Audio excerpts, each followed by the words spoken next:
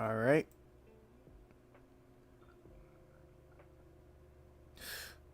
Okay, let's see. Let's see. Okay, sound is good. The other thing is good.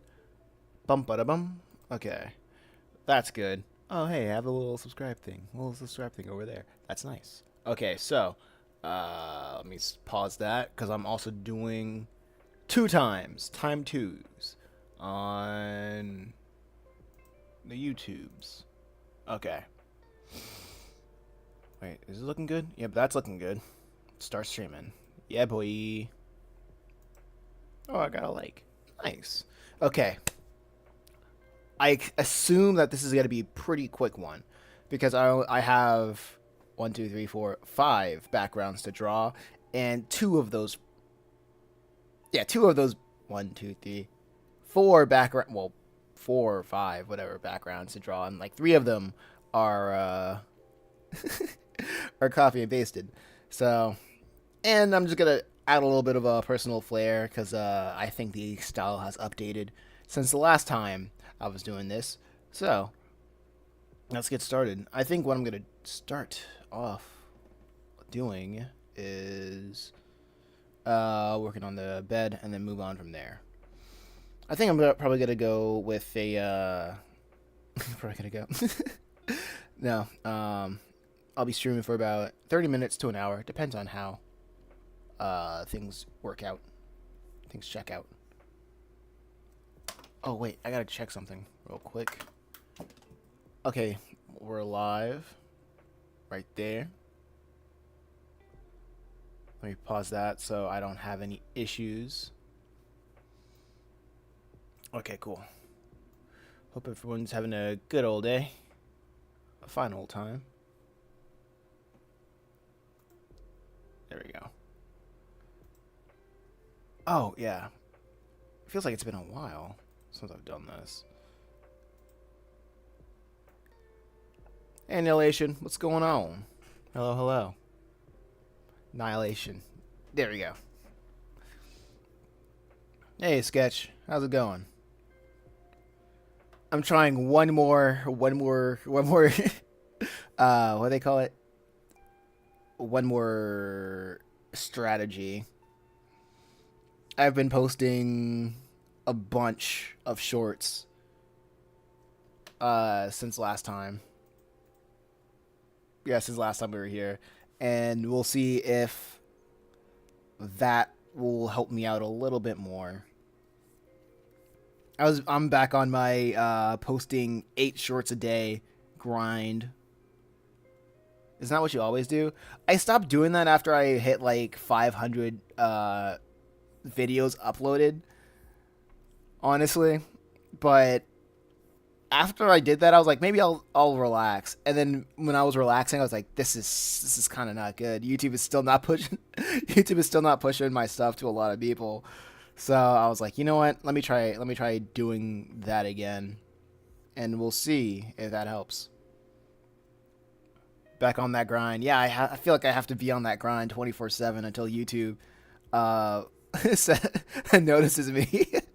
Until the algorithm notices the audience that may like my videos and live streams. So if anybody who's new here, please drop that like to show that support. And if you're new, follow for more comics or manga, whatever you like, whatever you call this type of content right here. Because I noticed that YouTube likes to push live streams on people's For You pages when they've previously discovered your short or whatever. So I'm like, all right, I guess it's back on my grind again. But it's fine. It's really fine because I have a strategy. I have a content strategy now. So I'll upload 1,000. I'll upload 10,000 videos by the end of the year if I have to. Anything to make it dedication. But hey, it's fun. At the end of the day, I really like streaming. I really like interacting with people. And once I figure out like how everything connects then it makes sense. I don't know, man. Maybe you need to try some experimental videos and see if anything else will go through. Mm. We'll see how this goes. We shall see. We shall see. Oh yeah, I almost forgot to do the thing that I usually do. The poll. Welcome. Like a welcome. Sub for more. And like to show support. What was the other thing? Chat what's on your mind. And the last one. With share the stream with a friend. There we go. Poll started. Oh, I thought that was an actual person. Let me just take that person out of the restream chat. That's cringe. I freaking love Twitch. Found you through your streams. Oh yeah, thank you.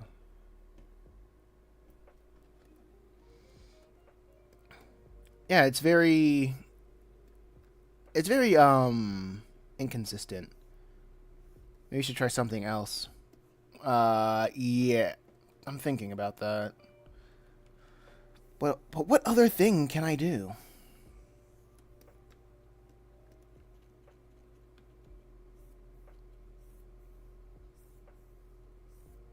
That's the main question I have.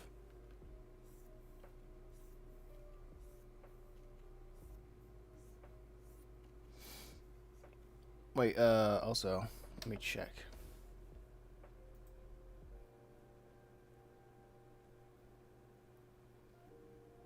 There's a lot of different things you can do.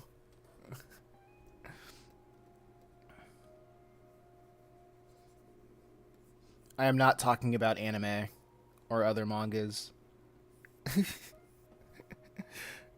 I,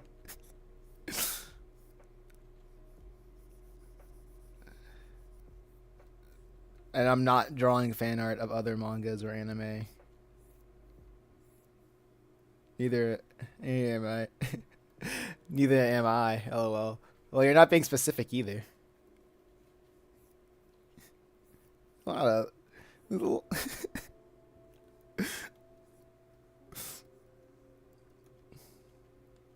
Like, there's a lot of things you could do. What type of things? You know, things. Cool. I'm still lost. You know, things. Have I told you? I have told you many ideas in the past, but I guess I could do it again. Life happens, and ideas get lost.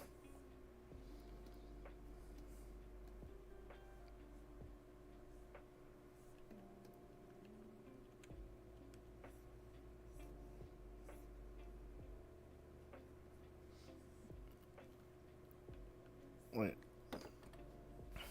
Annihilation said something. Let me see if I. Okay, found you through your streams. Okay. I got you. I got you. What the heck? Okay. I was trying to find my phone.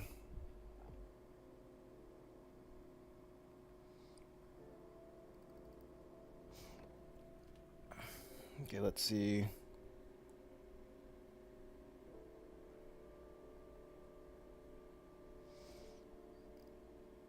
But everything's been moving pretty good as of late.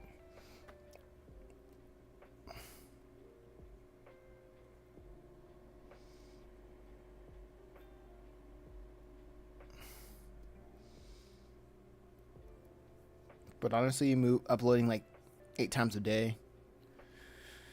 It's slowly moving the channel forward again, so that's helpful.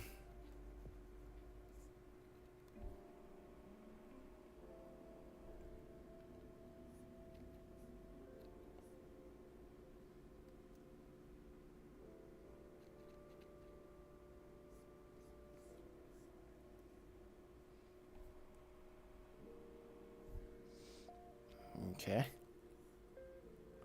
I've been trying to learn digital painting. It's pretty hard, like with colors and stuff. Oh yeah. Um, One thing that I've heard is just like starting with grayscale, because with when you work with color, you're working with three different aspects of color: the hue, the saturation, and the value of the color. Because like every color on this color wheel has like a balance of these three things, and it's like a that's why I mostly like avoid color when I unless I absolutely have to, because unless you are constantly trying to understand like what colors work with what, along with okay, how do I get these bots out of here?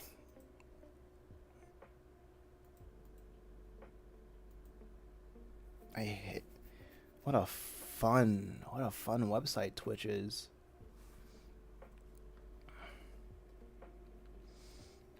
I knew I had to like have it in the background, restream open in the background, just because of that.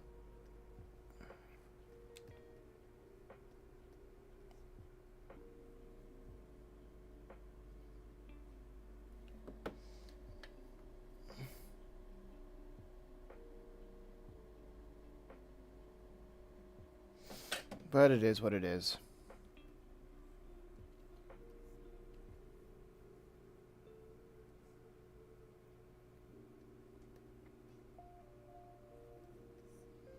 Hmm. I kind of want to make this like s- straight edge in a way. Oh, that's why it's not working. But yeah, huge hue value and saturation.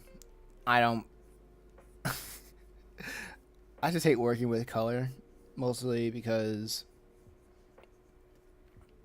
it's I don't know. It's just something that I just haven't really thought about most of the time. But yeah, it can be difficult. But I say like start working on like the values, because there are different methods when it comes to painting digitally. One of my favorite methods is starting off with value, like getting your key values down, and then adding the the hues later, and then saturation one part at a time. Well, unless you really want to like free ball it and just go everything off of the play everything by ear or by sight. Well, that takes like a lot of practice and studying.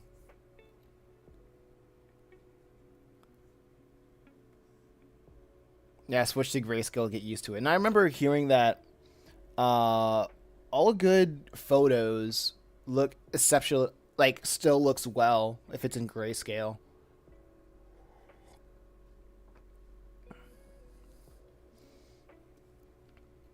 I feel like I kind of have that idea with all these comics is I want them to be good in grayscale. So like if like down the line if somebody do want to colorize it, like the hues will still be good.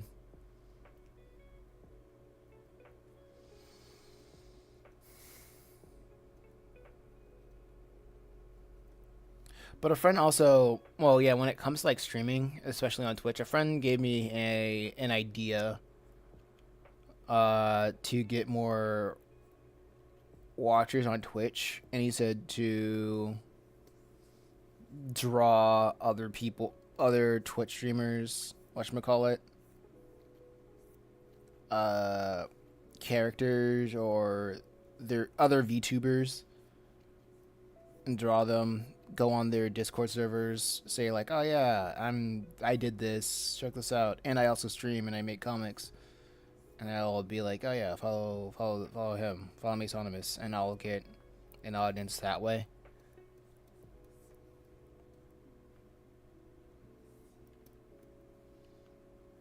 And it's a more guaranteed thing than making fan art. That's how's that any different from doing fan art?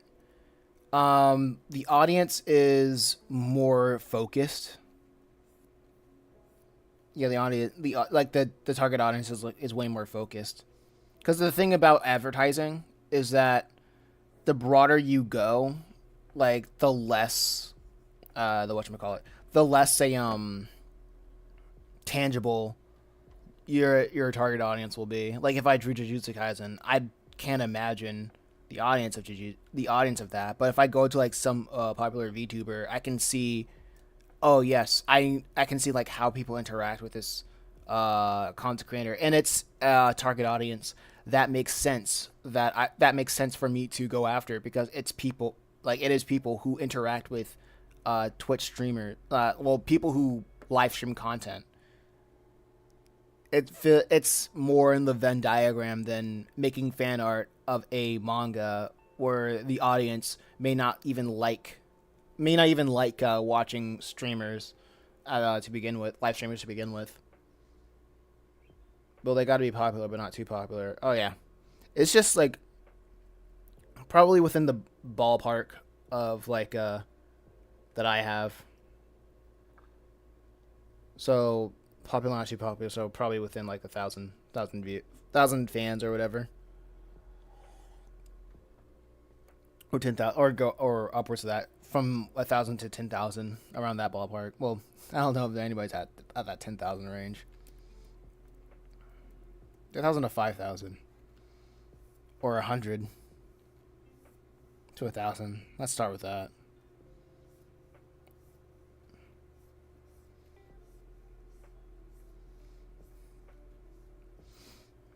Because yeah, yeah, I would say even 5K or maybe 10K followers would notice fan art like that. I'm not. You're the guy who you're the VTuber guy. So you're the guy who frequents Twitch. This is new to me. News to me.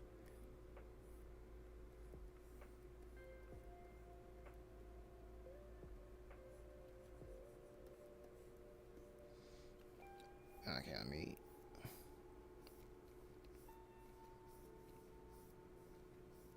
I can't draw a single straight line.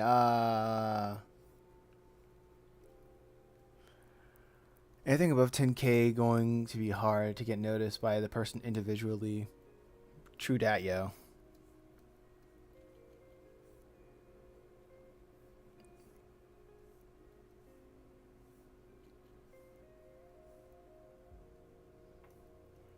True dat, yo. I think I'll do that.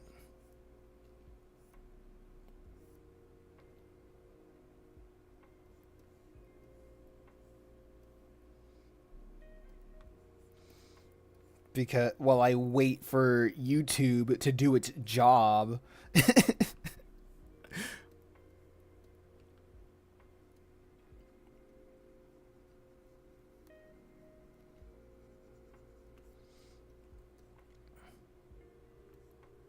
But it is what it is. Absolutely.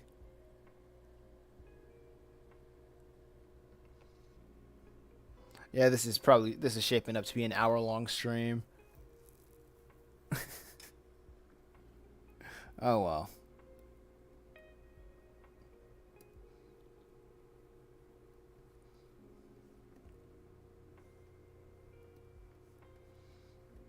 I'm like, dang, what happened, YouTube?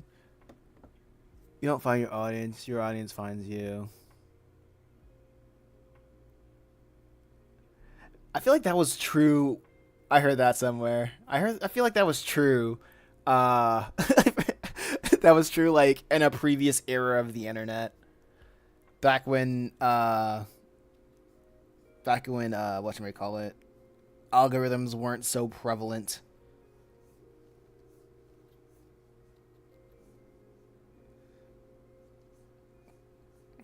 And also it's when algorithms weren't so prevalent. Yeah, true.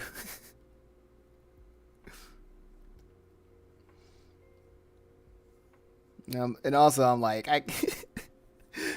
when I show my friend the YouTube, my YouTube channel, they're like, "Oh wow, what the heck? That's 700 videos.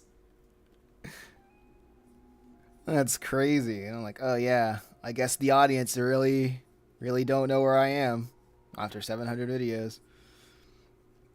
Like, how many videos does it take for an audience to find you? So, like, so I guess I don't. Long story short, I guess I don't believe in that as much as I wish it was true.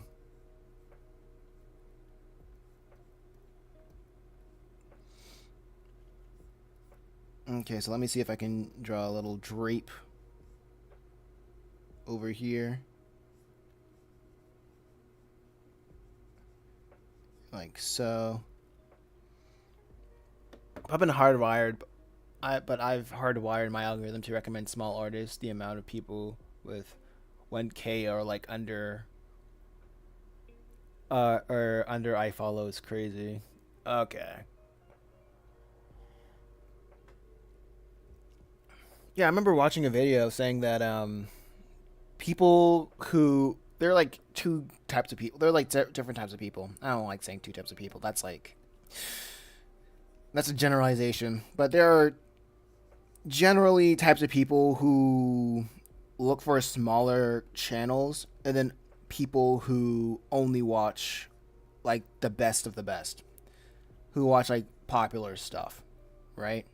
And those are like they completely have two different habits or viewing habits.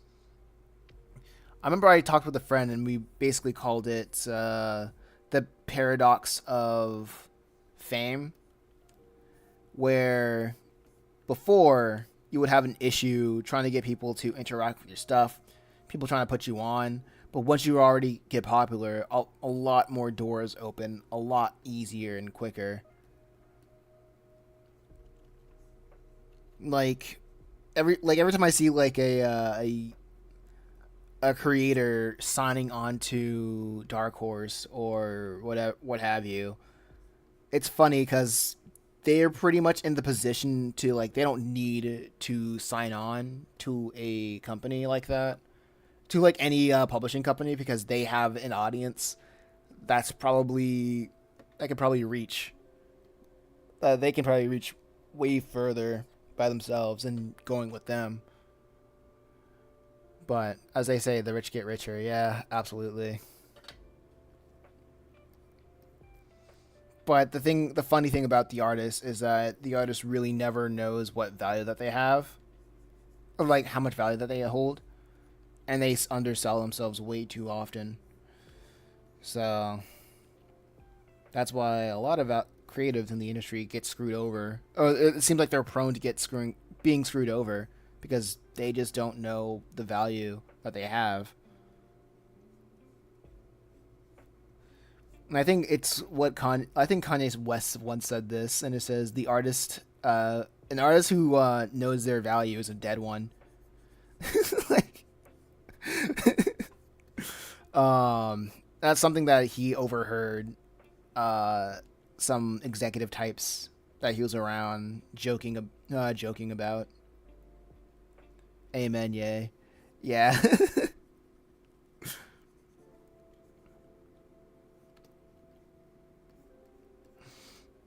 So that's what it's true. It's freaking true. Well, God forbid that happened to me.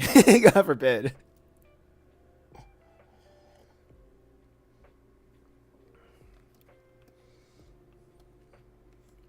Because it'd be because if I ever blew up, man, I'd be too powerful. I'm like, it's over. It'll be over for everyone else. And that's why it's important for an artist to build their own brand. It makes some way harder to be replaceable. Makes some way harder to be replaceable. Yeah, that's why I. Oh, makes them. Yeah, that's why I'm kind of, my unpopular opinion is that I'm against artists like linking up. Honestly, when they want to do like a group, if they everybody wants to make their own Shonen Jump, or like smaller artists wanting to group up to make groups. You know, I'm like, you guys don't really need to do that. Nobody really needs to do that because the individuals are not making brands for themselves. They're just making the brand. They're just handing over the brand to somebody else in the hopes that they can ride the coattails off of that one person who's able to make something out of that brand. Which in reality, the artist should have ownership of what they create instead of handing it off to somebody else to deal with. Like, no, it's your business. It's your it's your intellectual property. It's your business.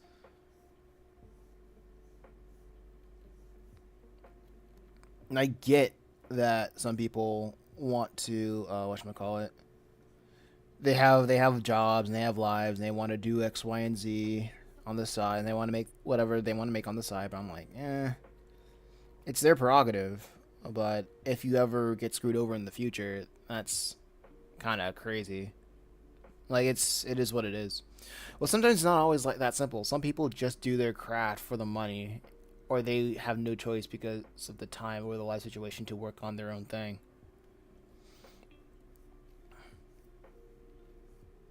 But do you authors' rights is universal stuff, right?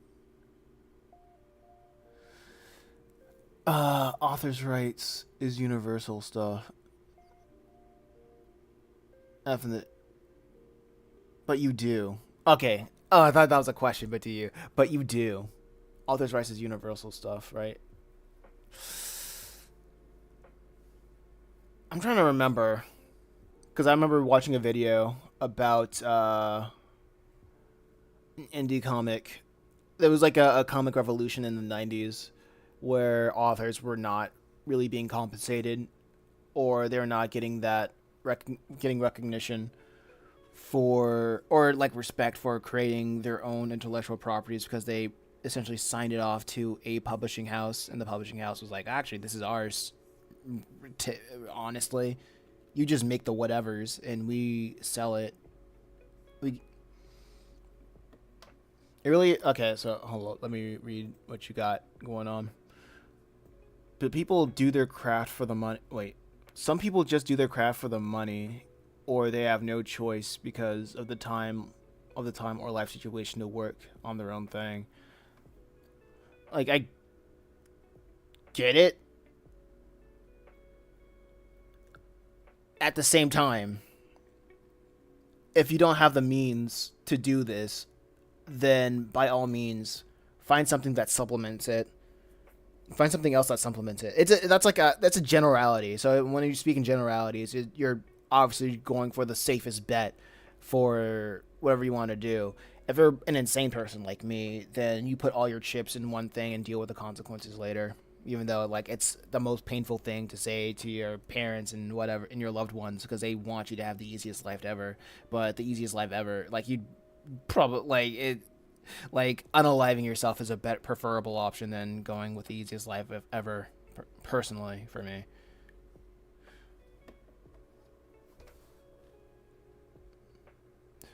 But that's me. I'm an insane person.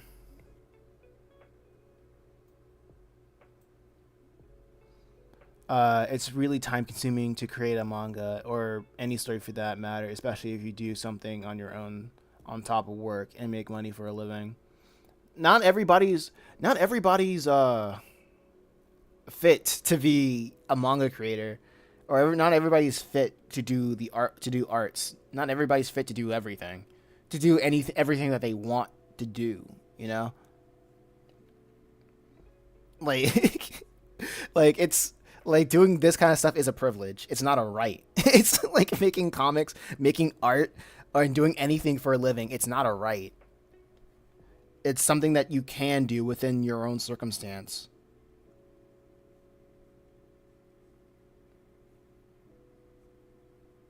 and sometimes some people have to like claw harder to reach what they want to get it. So that's why I don't like the argument of like some people got to do X, Y, and Z, and I'm like, life is never life is never fair. Life is not a game of chess. Nobody starts off with the same number of pieces ever. So, everybody are born in different circumstances, different privileges, and different ways to get to different goals in life. Some people got to claw harder. Some people get through it through nepotism. So it's not a cool thing to think about, but that's how I see it. That's how I perceive it.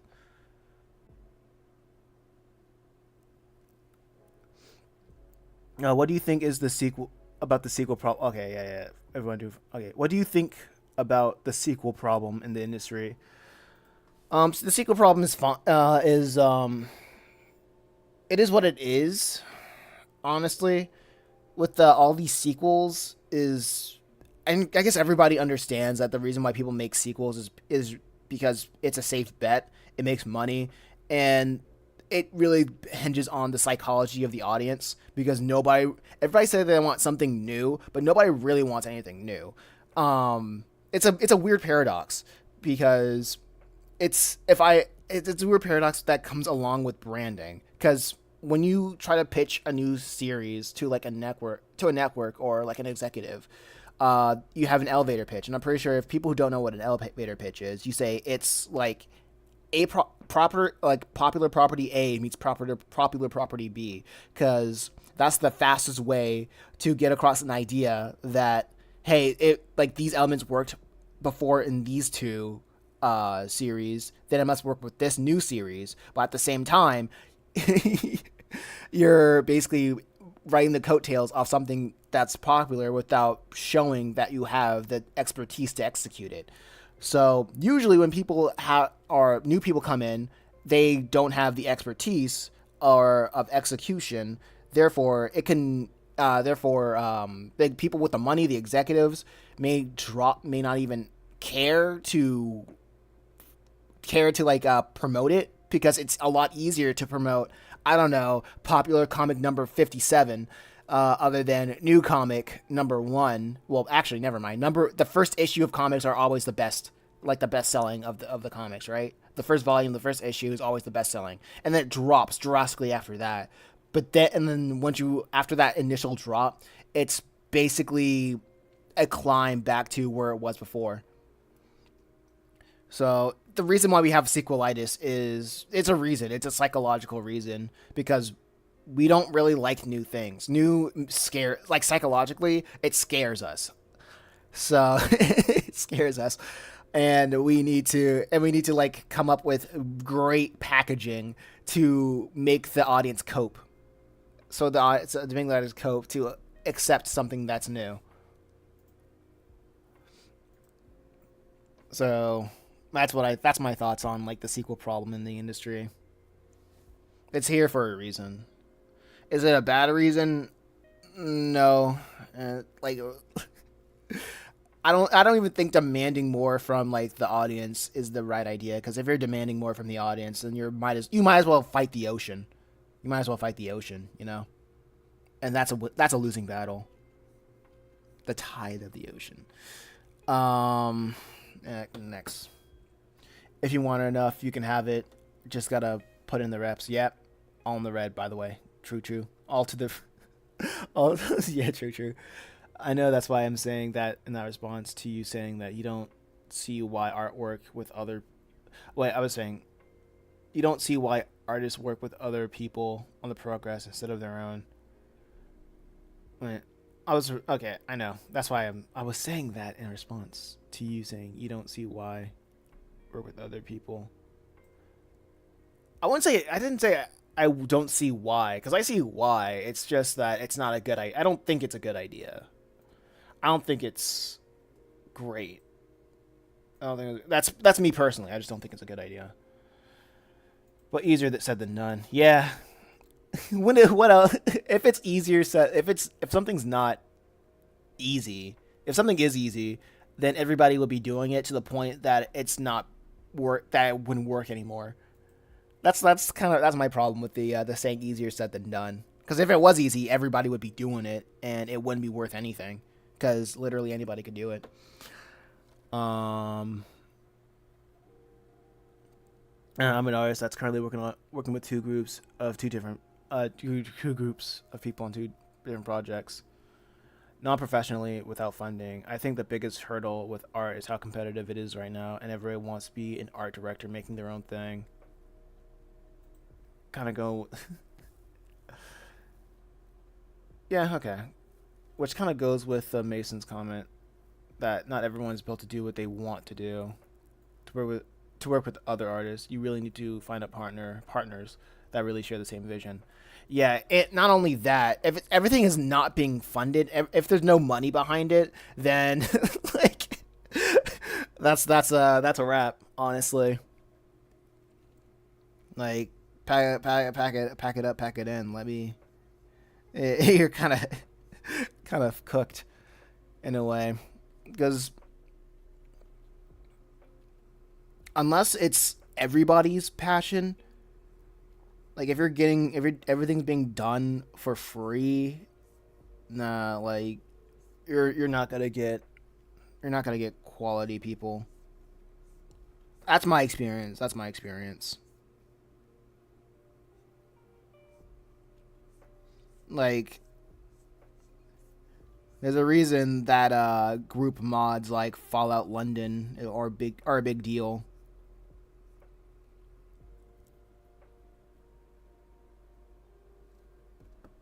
No, our projects are going well without founding. We're also a group of people that the means to be unemployed for an extended period of time to focus on these projects. Well, self-employed. Yeah, self-employed.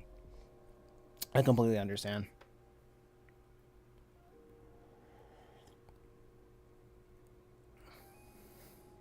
Okay, that's good. That's good.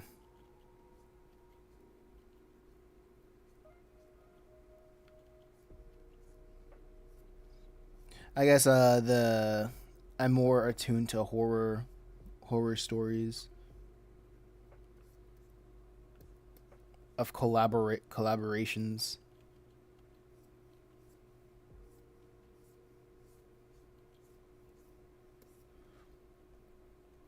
But I'm glad some people are able to have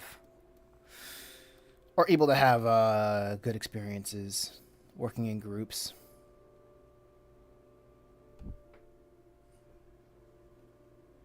But like you said, not everyone has that privilege. Yeah,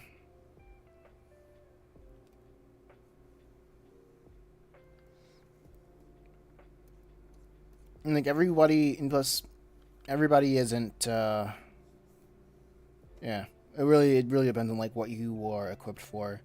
I just got off of a conversation saying how talking about how I can't. It's hard for me to follow other creators because I always find myself comparing themselves. I get jealous and find myself comparing myself to other people and like how fast that they reach their success. And it really has nothing to do with like how they upload, but it's just YouTube discovered their audience a lot faster than they were able to find it for me. Like, is that something on my part? Maybe, but I can't put my finger on why specifically. So that leads me to continue grinding, just min maxing. Right now I'm in my min maxing era of YouTube.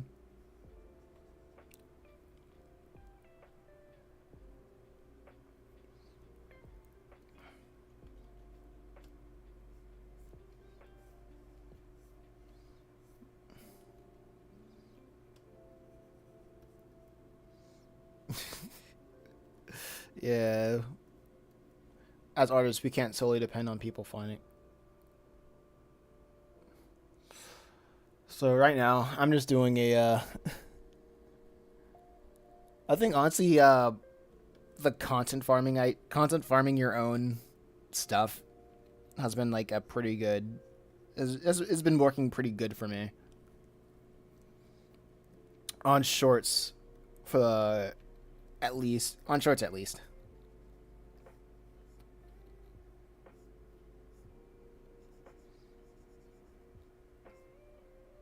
Oh man, I hate this.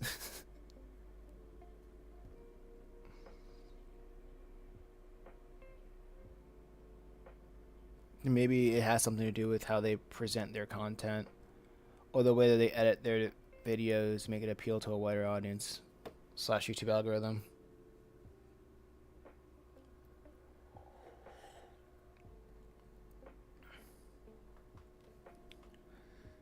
Um, I mean, there's so many different ways. I would say edit their videos. I'd say it's probably more of how they present the content. I I tried a lot when it comes to presentation. Uh,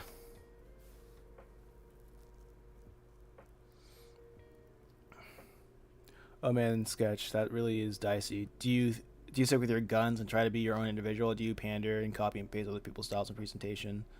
There's a reason YouTube is pushing their styles over others. Yeah. Copying and pasting is what you should do when you start off, literally, because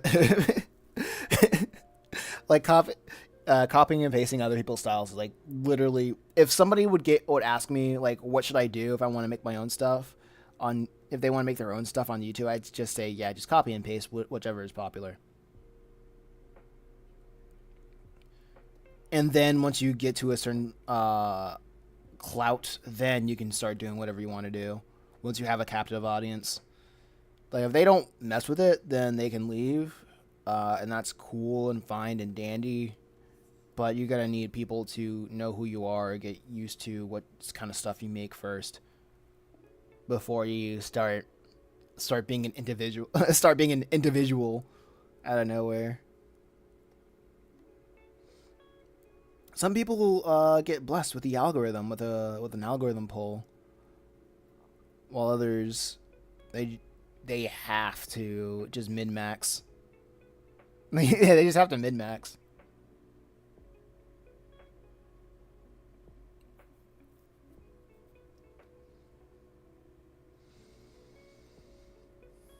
Unless they're really really good at presenting their ideas or videos to other people.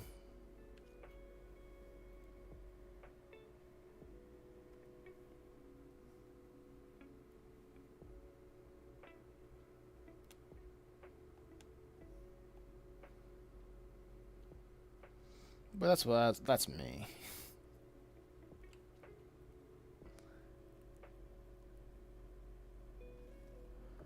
So why not post shorts on something like TikTok? Oh yeah, I've been posting stuff on TikTok. My problem with TikTok is that people on TikTok don't like to leave that app. And plus, there's no way of getting for me to understand how to directly get paid from TikTok.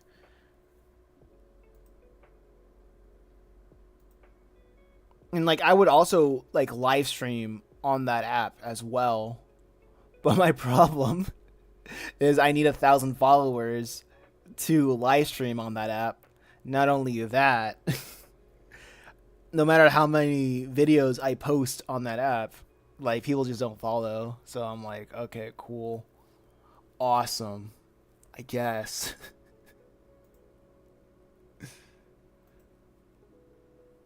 you know. So just Frone, how's it going, Frone? Don't know if you're still there. I'm sorry. Oh yeah, you're still. I hope you're still there. Oh, what's going on, Frone? Ugh.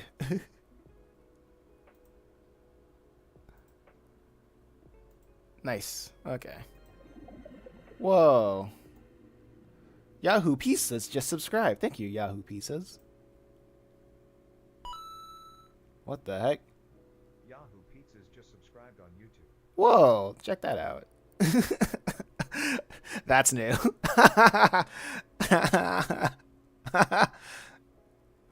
Awesome.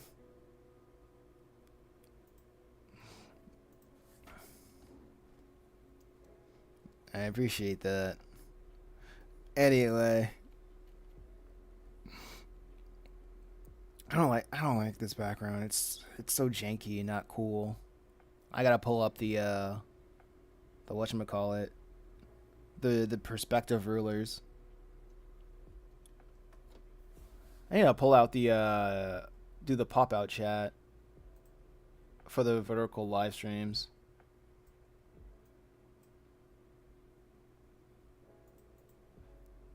Yeah, so there's the I tried on TikTok and I tried on YouTube Shorts, and dang, it's you like TikTok and not shorts, but what do they call it on Instagram Reels, Instagram Reels and Facebook Reels. Oh yeah, I also deleted my Facebook. By the way, I'm trying to start a new one. I wanted to nuke it. I finally found you again. Your style is so cool. Thank you. Thank you so much. Instagram Reels are rough. Yeah. Welcome to the chat, Frone. How your day being? How's your day going so far? Hope it's great.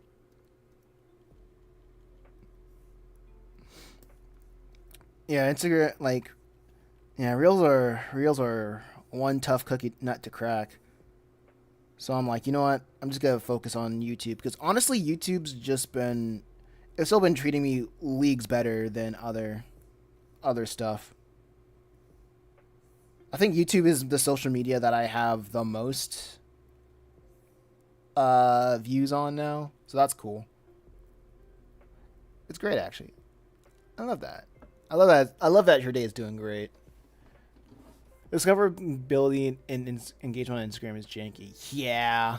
Tried posting on Instagram a couple times and gave up quickly. I just hate how uploading stuff on there works. It's so whack to upload stuff on Instagram because if you want to have a decent uploading experience on Instagram, you gotta have a Facebook to upload your shorts, to upload your reels. If you want to upload your reels on like your desktop, you gotta go have a Facebook account that's linked to your Instagram account, and from there you can add captions, you can add trending sounds, you can add all of X, Y, and Z that you can do from your phone, but it's just more sophisticated on Facebook because they really want you to use Facebook, and it's annoying as all heck. But hey, it works. It works. But at the same time, I'm still not getting any views from posting it like that. So I'm like, whatever. Whatever.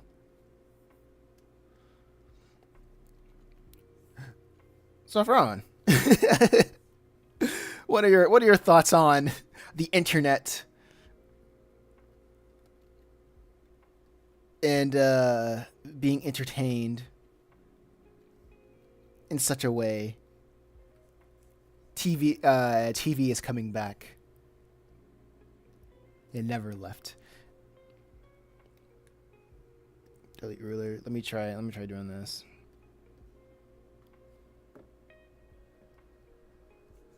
Facebook went to crap when the homepage started to look like a cheap daily newspaper. Don't know. It's kind of complex to me.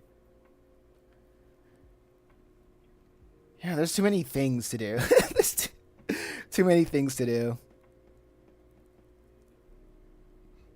with the internet. So many things fight for your attention, like the home feed on YouTube.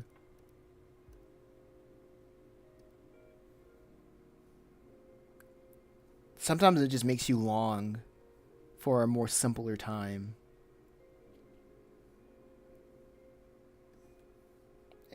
And I get that. I truly, truly understand. I'm just gonna upload to LimeWire. Yo, every time I think of LimeWire, I think of Soldier Boy and how he promoted Crank That on LimeWire. And if you did not know, what he did essentially is he would upload his Crank That Soldier Boy track so many times on LimeWire, but every time he would do it, he would just rename the title to a popular song. So every time somebody was like looking for a popular song, they would just get Crank That. They would just get if they wanted to listen to Taylor Swift or something, they would download it and they would just get Crank That, and then they're like, "Oh wow, this is not what I wanted, but this is still pretty good. I like this." That was a very and I'm like, you can hate on Soldier Boy, but you can't hate on that innovation. I'll never forget that. It's so rad. I love it. I hope you make it one day and become a popular live streamer one day. I hope so too. I appreciate it. Tell your friends, tell your family. Bug YouTube, I guess, to let the algorithm put respect my name. But thank you. I appreciate it. Maybe one day when I get more popular, I can stop bugging my subscribers with with a shorts, with YouTube shorts. That'll be the day.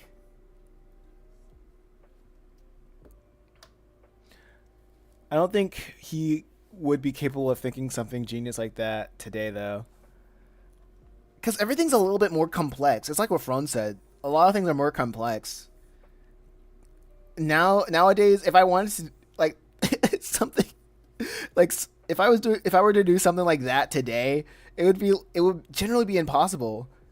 Because let's say if I wanted to like make everybody see the latest Chimera Island chapter, and I just had and for the title and thumbnail I'd be like, Zootopia 2 sneak peek hidden ending or whatever. People would just click on it, be like, this is not, they wouldn't even have to click on it. They would just have to hover their mouse on the title and thumbnail, and they would see it's very much not what they expected, and then they would just leave. And that wouldn't even count as a view. That would be downvoted, and I'd probably get like reprimanded by the algorithm for doing such a thing. Because back in LimeWire, you weren't reprimanded for doing something like that. It was the Wild West. Everybody was anonymous. You could be getting Taylor Swift, or you could be getting Soldier Boy, and it was up to your daring intuition to figure out which will be which.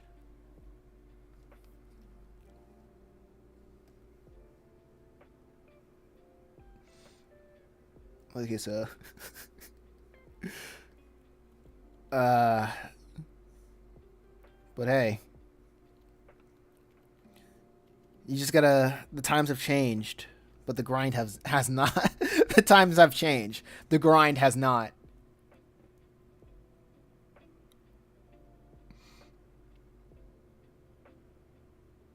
Oh, what comic or manga you're making? Oh, this is Let's Go Metal Hero. It's about two siblings who want to turn a robot into a superhero. This is sibling. This is sibling one, Malik, right here, and this is sibling two, Michaela, right here. Sibling two, Michaela, right here. Oh, I don't know if you saw Malik. If there was a good shoot. Yeah, this is Malik right here. This is Michaela right here, and they want to turn this robot into a superhero right here. But this robot's kind of tired right now.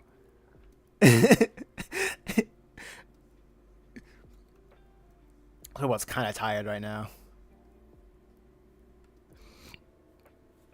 So, yeah, that's the premise. And I'm halfway done with this comic actually. I'm also working on like three other comics as well. As well. Oh god. Oh my god, brutality. Yeah. I really like this drawing of Michaela. It's it's kind of visceral. She's had enough. She has had enough of these shenanigans.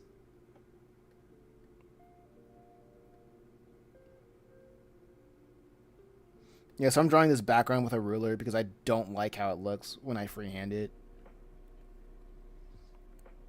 It just looks kind of gross. But yeah, well, I guess the way that I'm doing my marketing for the comic is pretty much guerrilla marketing because I'm just posting everything like 8 times a day, and I won't run out of content until like a good while. Robotic shenanigans, exactly. Yeah, I'm probably not gonna run out of content for a while. Probably until the end of the year, and then I'll think about, what should I do next?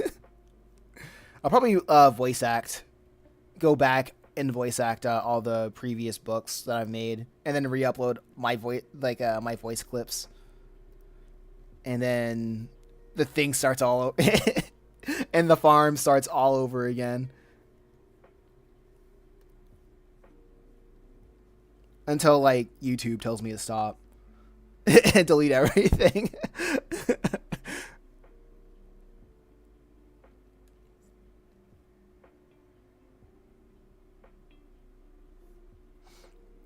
Because right now, the reason why I'm doing what I'm doing is just brute forcing uh, the algorithm's attention.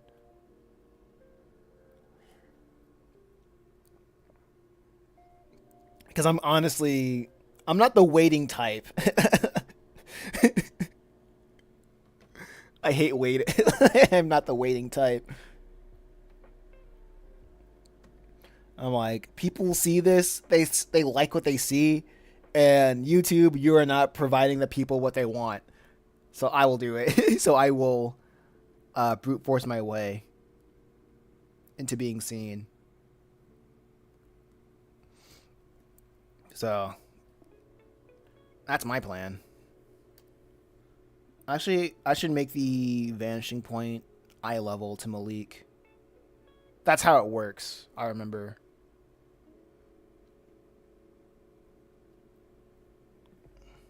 But I shall do this with the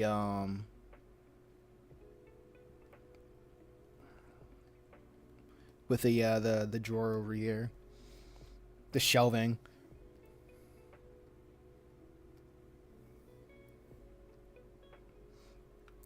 But until that day comes, like until that day comes, I'll just keep posting. I'm tired of like just waiting. What is your uploading schedule and live streaming? Live streaming too. I'm trying to figure that out. Hey man, cringe killer. Hey man, fan of your work. Jeep it up. I will absolutely jeep it up. Thank you. I'll keep jeeping.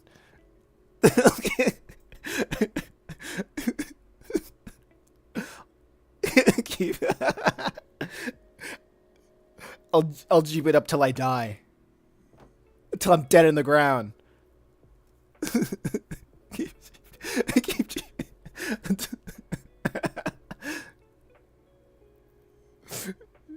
I love that. I appreciate it. I appreciate it. But I'm trying to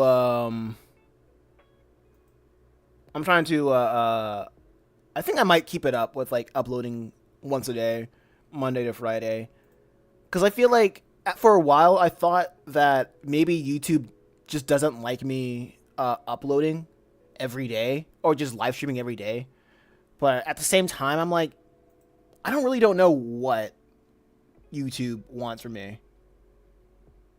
Right? So I'm just going to keep doing what I do. And plus I just genuinely like live streaming. And stream as regularly as he can. I I think I'm just gonna stop listening to YouTube gurus now, because I'm like, none of what these guys saying are working, and I think I just gotta trust my gut now. I gotta trust the numbers that YouTube provides me, and trust my gut. I think I'm only listening to one guy now when it comes to YouTube, and I'm just not finding my general answers on YouTube anymore. But I like the popular guys anymore because it's just been ridiculous. It's just been ridiculous. Some people say quantity over quality, and I'm like, that's crazy because I have a lot of likes on my videos, but it's not being pushed to more people. So where's the quality? So I guess I have to go with quantity until I get more subscribers, and then I'll decrease the quantity, and go more. Probably just make longer uploads, maybe. YouTube algorithm always shuts the gate of underrated YouTubers who make great content.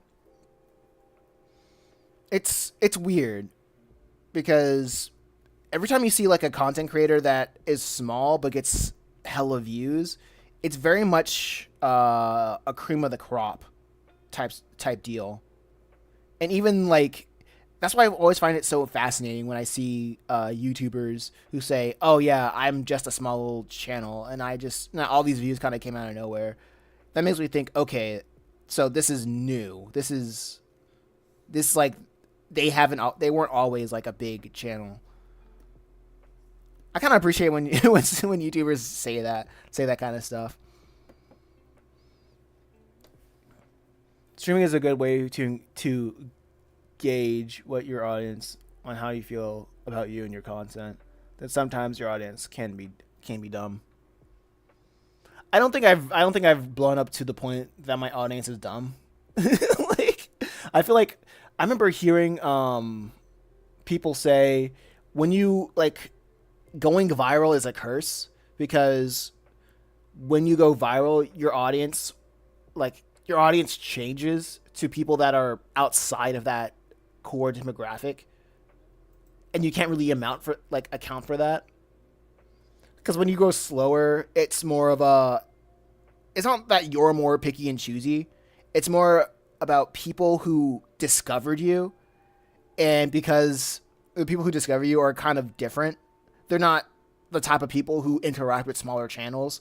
They're the type of people who interact with larger channels because it's less awkward to talk to be it's less awkward to be a part of like something that's big than to be a part of something that's small. You know what I mean? You see it a lot, especially when you're trying to sell. Well, I see it a lot when I try to sell my books in like markets. Like it's the person that the people who have the nerve to like the nerve to talk to me about what I'm making. I can't find a better word for it other than the nerve or the guts to interact with me when nobody else is. It's a different type of person than a person that's just wanting to see what I'm talking about. They don't want to interact with me, but they want to hear the conversation in passing. So when I like if YouTube blows up the channel or whatever, I will get like a different audience other than people who want to interact out of genuine curiosity. Because I feel like if I when I get bigger, the channel gets bigger, I'll be seen more of I'll be seen more as a brand than a person. That's my idea. That's my thoughts or my predictions. How many pages is your comic? Let me pull out the handy dandy. The handy dandy. Whatchamacallit? Thumbnails.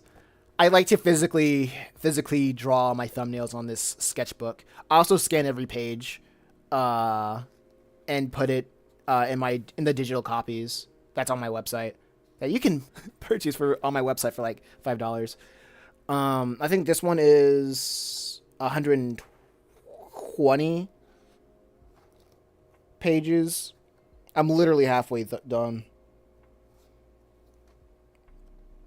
108, 116. Okay, 120. Yep, I was right. It's 120 pages.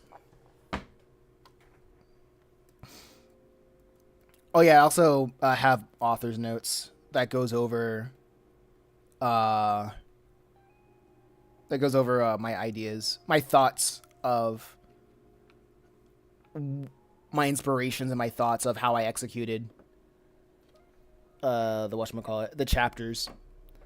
I think what I want to do for like a members only content is do a live read, like just do like live reading, not really voice acting, but live reading and live commentary of like chapters. Like I did that before. Um, it's up on my channel. I live reacted to like 20 pages of book one of Purgatory Academy, the first two chapters of Metal Hero, and the first two chapter. Well, yeah, the first two chapters or the first chapter of Just a Reaper. Oh yeah, in the first like 20 pages, 24 pages of Chimera Island. They are pretty long videos too. I think I'll just keep those as like free for everybody. But right now, since nobody knows about my comics, nobody's really looking for them. So I'll just probably have them for like members and whatnot. Once I get once if YouTube allows me to be a member, a partner.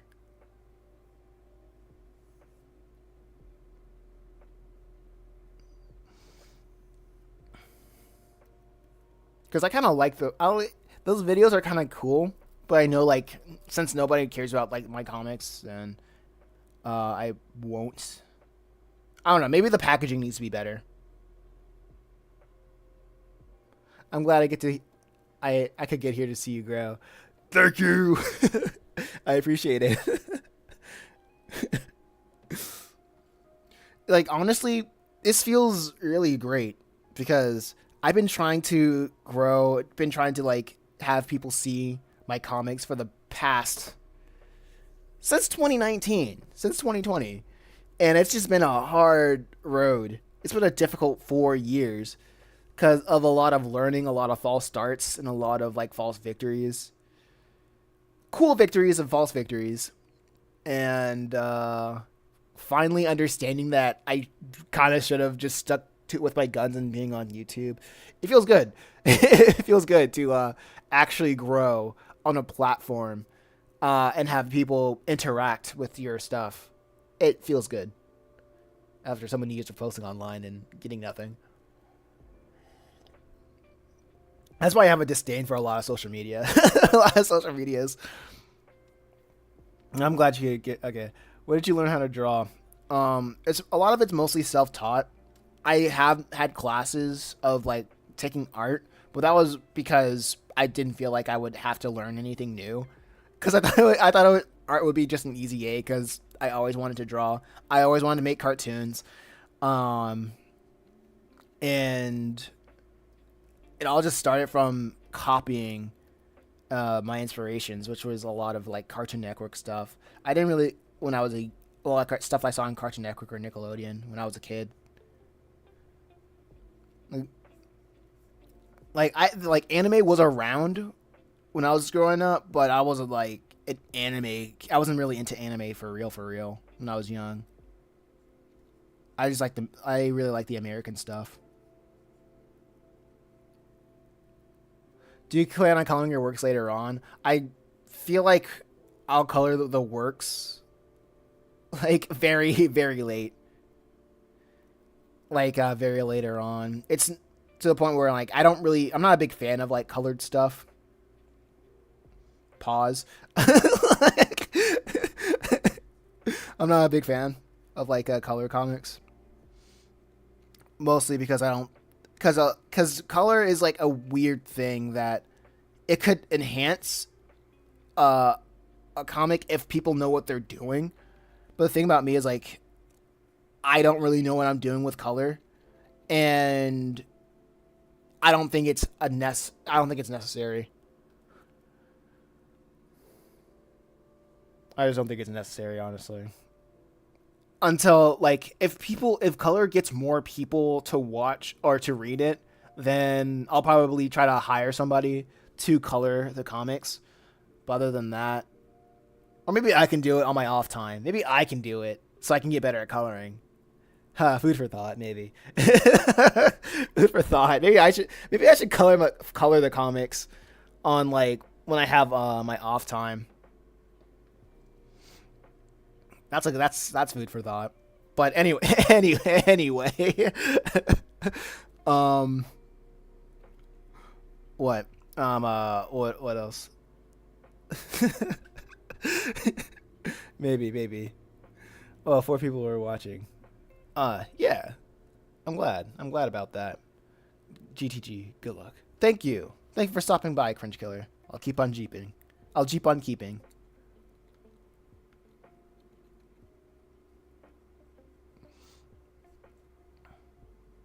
That was great. So, let's see.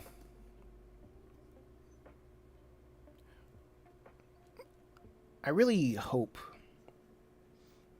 I really hope I get to be monetized this year. If I get monetized this year, that'd be like a crazy goal. That'd be amazing. And I feel like it is possible. I know for a fact that it's possible, but the butt is crazy. Pause. However, it's out. It's completely outside of my control.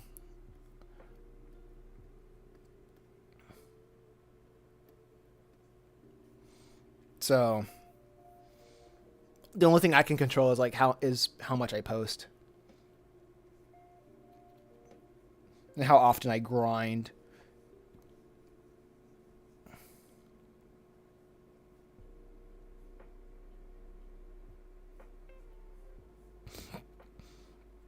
And maybe I'll when I do make it, I'll probably think of I'll be able to think about something else to talk about. I think one thing that I'm looking forward to is will be very interesting is ramping up production, like getting assistants or getting enough money that I get to hire out teams to work on the four comics simultaneously, so I can tell the stories that I want to tell at a faster rate. Because the way that I make comics is that I write the volumes first, and then I do others, and then then I go to like show it to a friend or two for proofreading, and then I start with the thumbnails, and then I digitally do the other things, finalization. And if I can like incorporate other people into that workflow to work on different aspects of the comics and to work on the different comics and get them done faster, and so I can start like uploading stuff at a regular rate and be and tell these stories a lot faster. That'd be a dream of mine, and still be able to pay rent. That'd be a dream of mine, and rent and food and all that stuff, and have my own car. That'd be great. What's your favorite food, drink? Mine's hot dogs and Coke. My favorite food is fettuccine alfredo. I like that. I like that dish a lot. Fettuccine alfredo.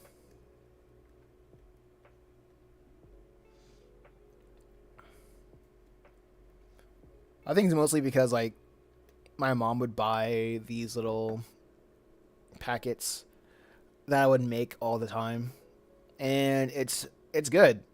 I like the smoothness of the sauce. I like the way the pasta, how how like how the pasta is. I don't know. It feels good to my palate. It fits my palate.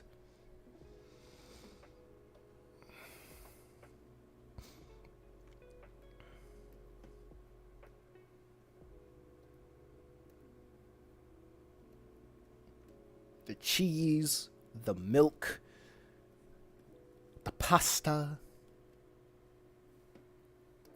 It's great.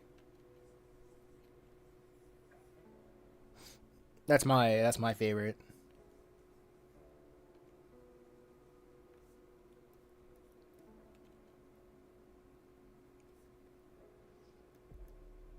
Let's see. Da da da da da. Yeah, this is looking fine. I'll probably do like a gradient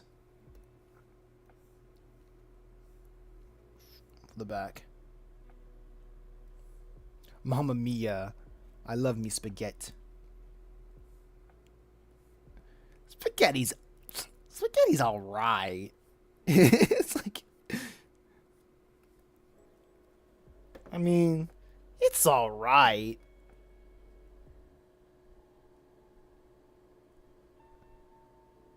I just don't like the meat sauce is fine, I guess. IG.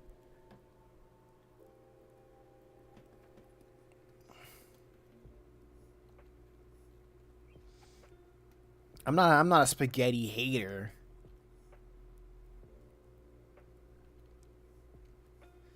but I'm not a spaghetti hater. I'll just leave it at that. Oh yeah, hot dogs and Coke. Nothing wrong with a good glizzy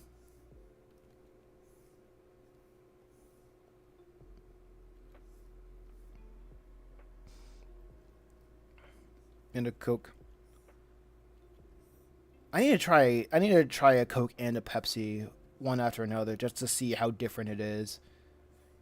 I remember somebody was ragging on me for saying I can't really taste the difference between a Coke and a Pepsi. All I know, I wouldn't say I know it, but I just heard that Pepsi is just sweeter than Coke.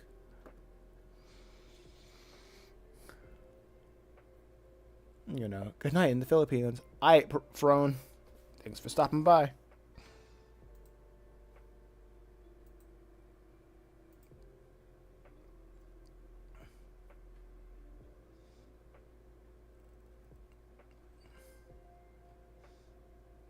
One, two.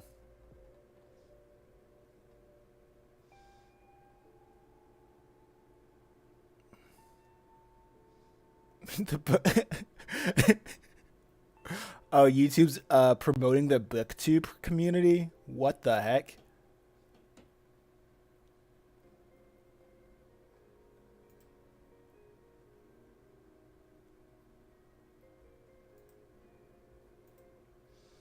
What's this all about?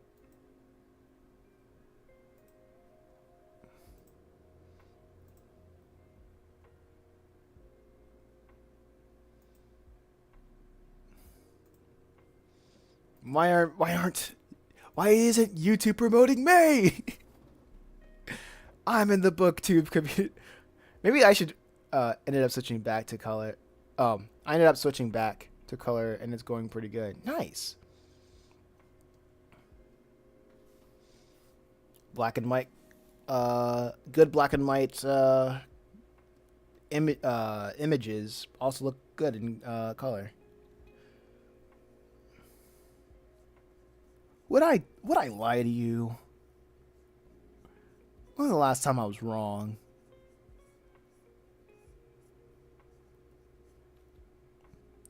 You're darn right I'm right. I can't believe the time I was wrong.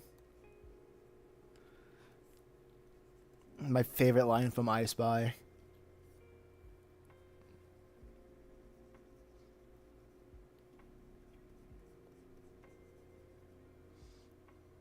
I can't I can't name a single time.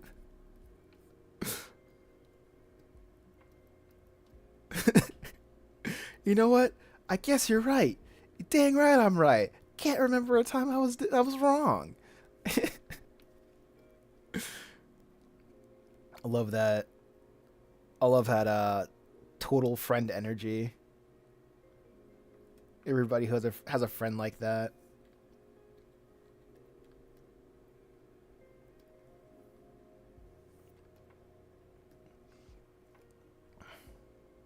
Okay, this is way better. This looks way better.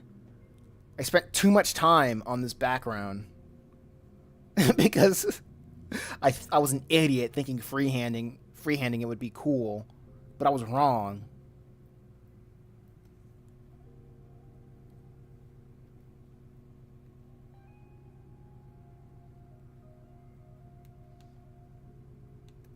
Okay, I'll do this. Freehanding is my lesson is has been learned. Freehanding is for fools.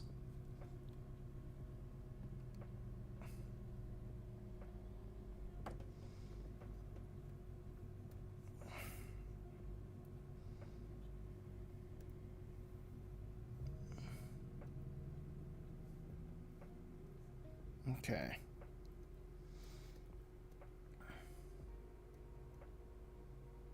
Now let me see.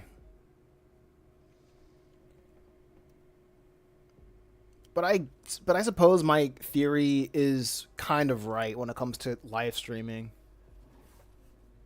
When I started live streaming, I had a I had like a couple of people show up. I had a couple people show up. Um, it's it's disheartening to see six people in the chat. Six people, not in the chat, but six people watching the stream, and none of them are chatting. That's fine.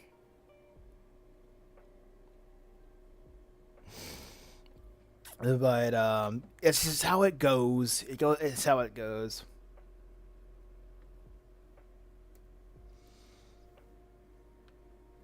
For me,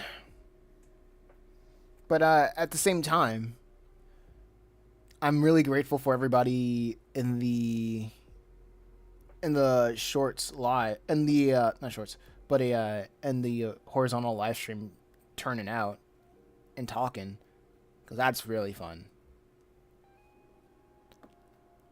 I'm chatting, just doing. I'm chatting. I'm chatting. I'm doing just doing stuff.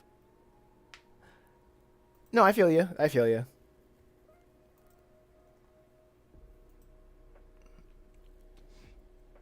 I guess the method of keep posting until keep posting until YouTube tells you to stop. It's working. Just keep going until YouTube tells you to stop. So I'll keep going ham.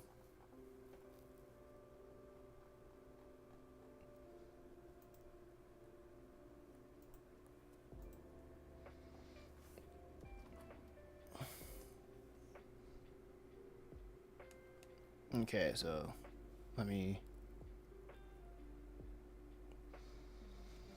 Okay, so let me do this.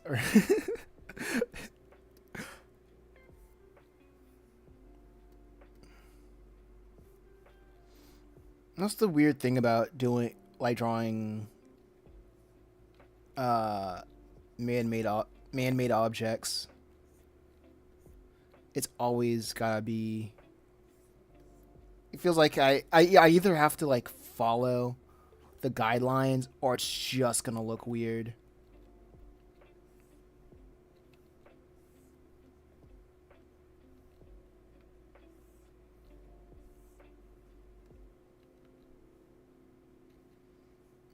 So I'm just tracing all this.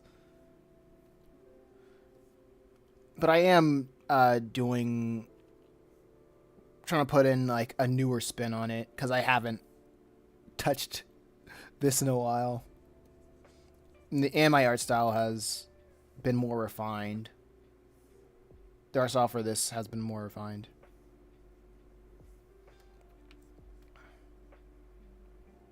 At least I try to think so.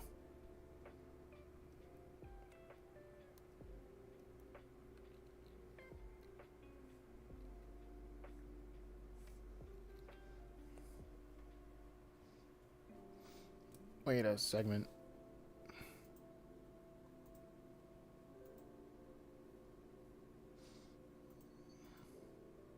Okay, I was just trying to check if everything's alright.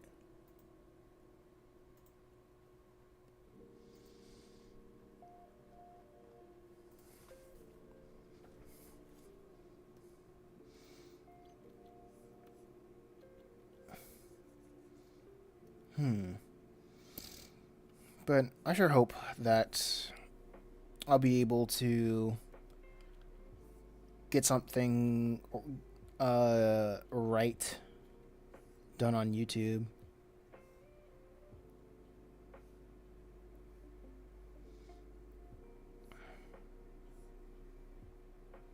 Not on YouTube, but Facebook. Cause like once I've done what I feel like I needed to do on YouTube, then I'll branch out. I'll feel more comfortable branching out to Facebook, and then I'll get these boomers to read comics.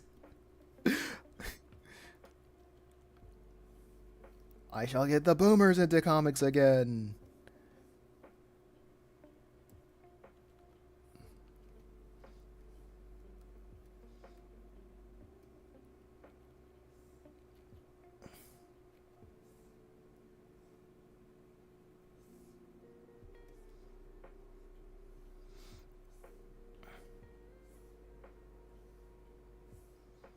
But that con also reminds me of whatchamacallit, the rise of kidults as of late. Adults who buy Lego or just child merchandise or just toys and whatnot. It's a real thing, kidults. And I'm like, that makes sense.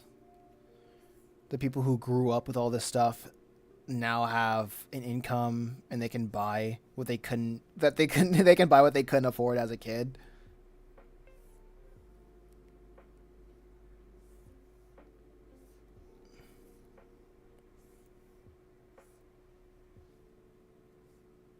It makes sense. It makes tons of sense.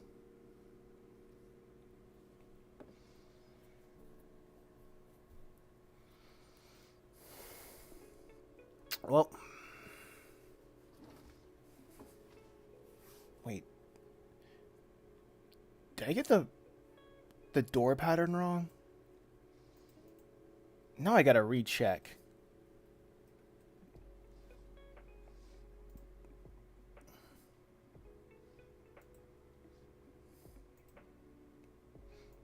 Now I gotta check.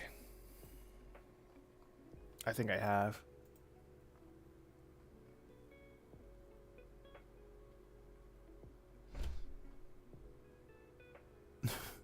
Yeah, I got the door pattern wrong. But I can easily fix it. It's easily fixable. Oh, sorry about that.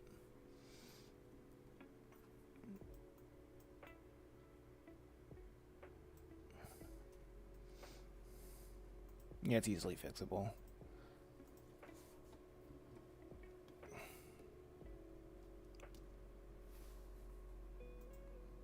I just made a coffee.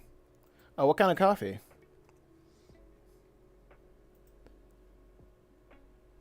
Is it just a black coffee? Is it just is it Blue Mountain? Blue Mountain? Is it from a Keurig?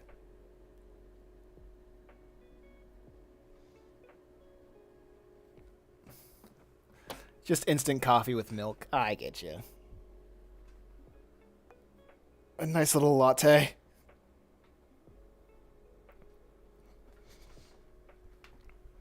I usually drink my coffee just straight up black. I have some condensed milk in the refrigerator that I probably should drink as soon as I can before it goes bad.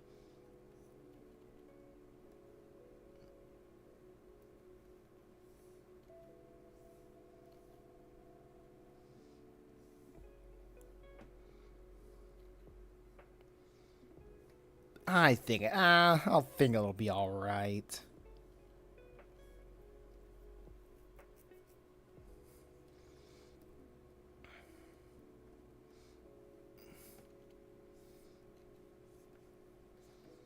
Hmm.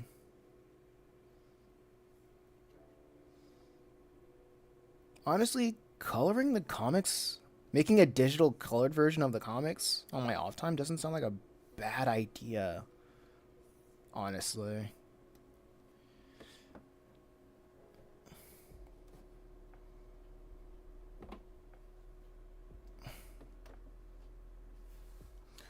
But if you guess who I am, have a if you guess who I am, you have a great two future.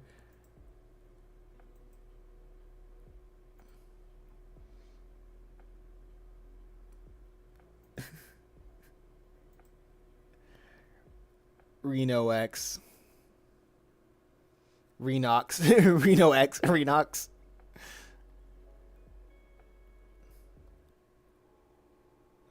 Have have a great you have a great squared future.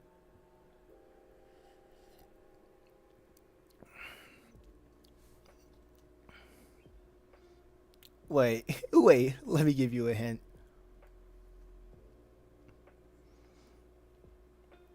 I mean, I don't talk to a lot of people, so if we recently talked, then I'm like, yeah, I know who you are. Talk to, don't underestimate how slim my circle is.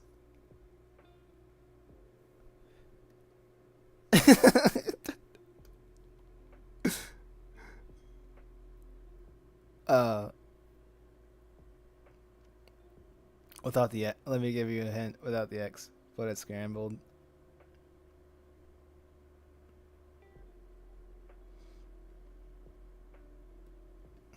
Okay.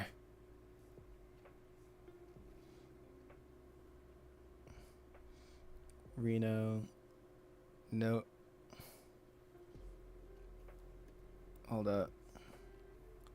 Reno. Ori.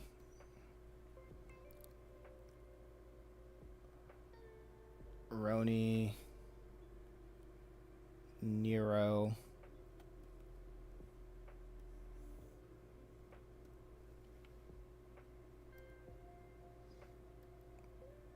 Without the X. Have I talked to a Nero before?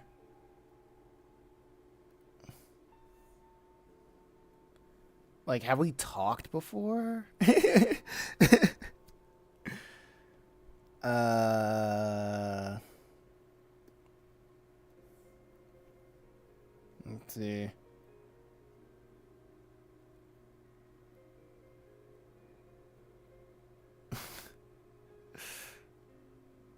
Nori,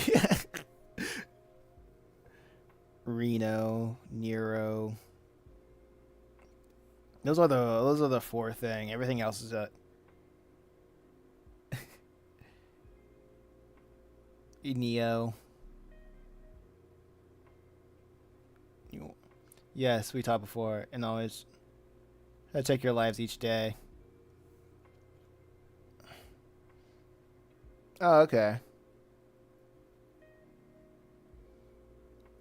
cool.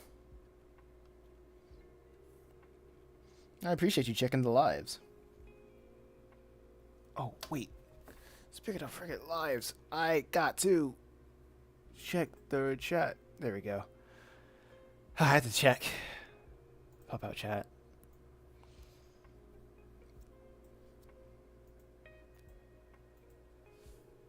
I appreciate it.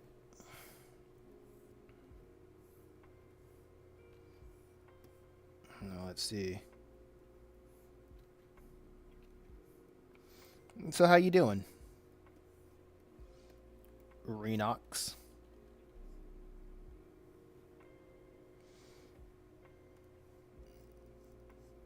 I remember you.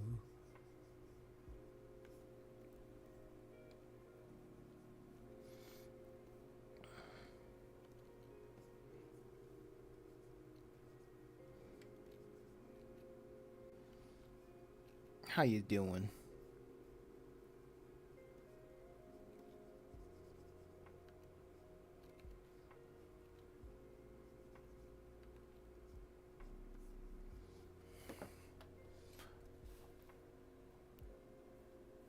Uh-huh, you haven't guessed it right. Another hint.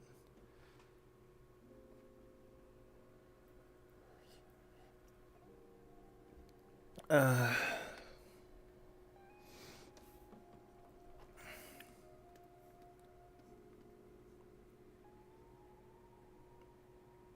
I always call you by your name. A lot of people call me by my name. A lot of people call me like my name's not really hidden.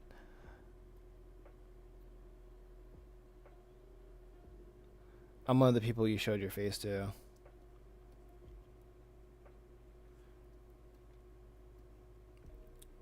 Second hint. Second hint. Do you have my Discord? I mean, your name is your name. Yeah, I'm like that's not, and like you show me your face. Like I had several face reveals on my channel, so like, and there's that too.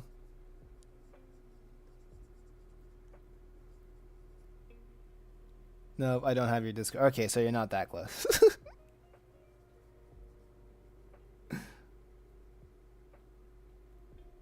But I also know your birthday. That's not really. Well, yeah, true.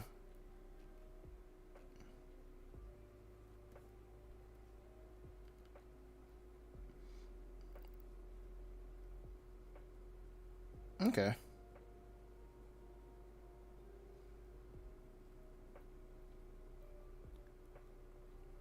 I'm stumped.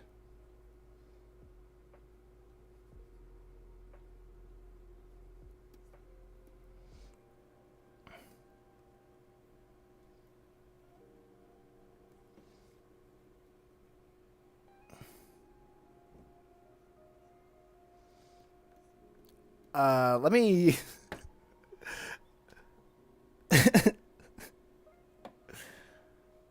I think a better question to this riddle is why. I don't want to sound mean, but like, why should I remember?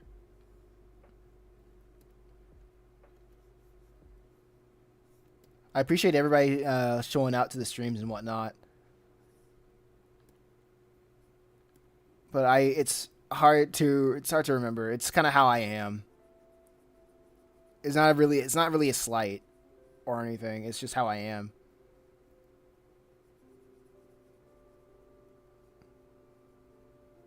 It's like why would I remember? Why would I remember? Good question. I just simply want to know if you remember me. It's easier for me to remember people who like are a regular in the chat. You know, like if you stop by and like if you don't make it a riddle to remember you, if you don't make it an effort for me to remember you, then I'll remember you. Like I remember Christmas Bush, I remember Sketch, I remember Bree Bree, I remember like because they come out in almost every stream and talk to me. Like I remember like those are like the third like the top three that I can like recall from memory because they constantly show up and they make sure that they make sure that they're known.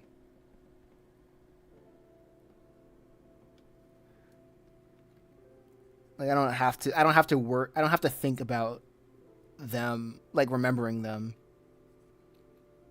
because they're always present.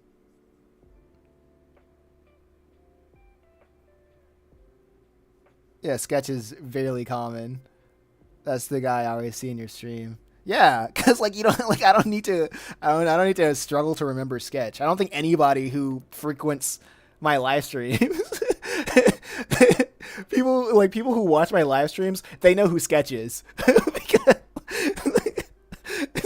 Sketch is essentially my co-host like for these lives.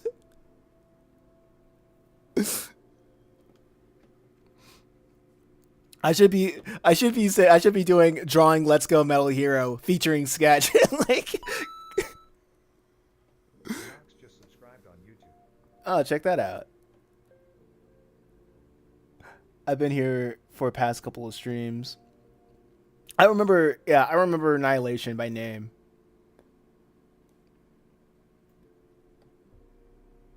Like, oh yeah, and F's in the chat. F's in the chat is becoming more of a regular too.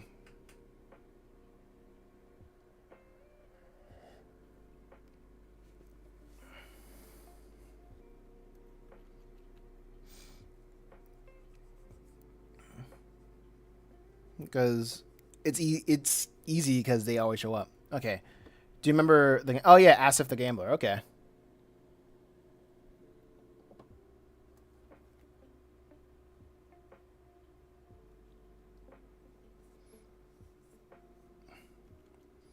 Okay. I mean Asif the Gambler. Okay. Yeah, I remember Asif the Gambler.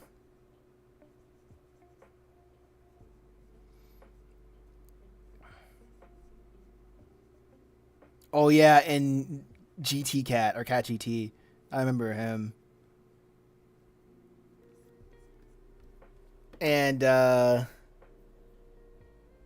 another. There were two guys that has the same name. One's the gamer and one's the I forgot. Yeah, but I remember because they constantly show up to my streams, and I it's we used to chat with you in your live stream.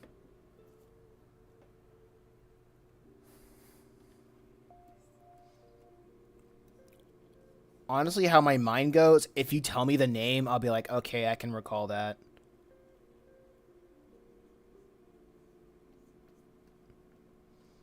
Because if you keep playing these games, you're gonna be more and more disappointed in how I do not remember. you're gonna be, you're just gonna you're gonna be more and more disappointed. What happened to them though? Asif the Gambler. I think Asif. Well, Asif. I was gonna say he was going through some tough times in his home country, but I think his country hashed everything out. The rebellion won, I think, because I remember I was playing Persona and he was telling me everything that was going on, the corruption going on in his homeland, and but recently he said like everything's cool, everybody's celebrating. If I remember correctly, I hope that's what happened. if I remember correctly.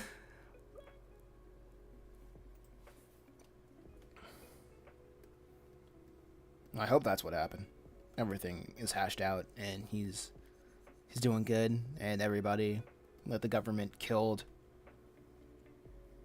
uh gets what's owed to them.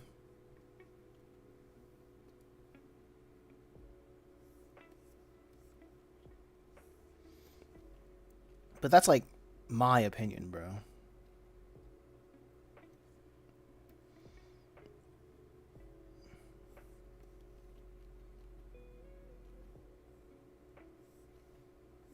But yeah. Oh wait, can you say that again? I didn't hear properly. Oh yeah, there was like a rebellion going on in his country, but I think it was hashed out. I think that's what he said. Like why he wasn't able to be on a couple of streams because like this government cut off access to the internet to keep the rebellion to keep the rebellion from reaching more people.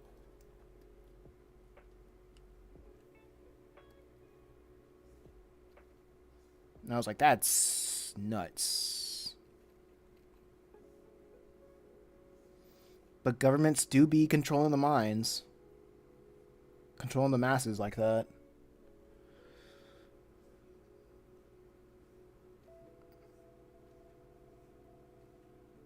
Me and my homies hate it when the government shut off the internet.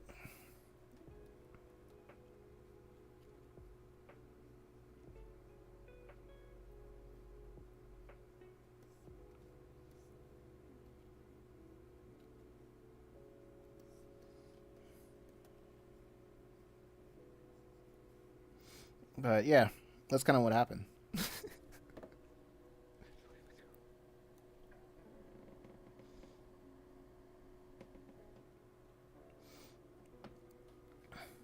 But yeah,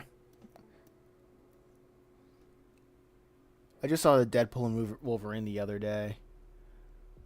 That was a fun Marvel movie. They should make more of those.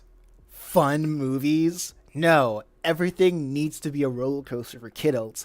Everything has to have a, well, that just happened moment every 30 seconds.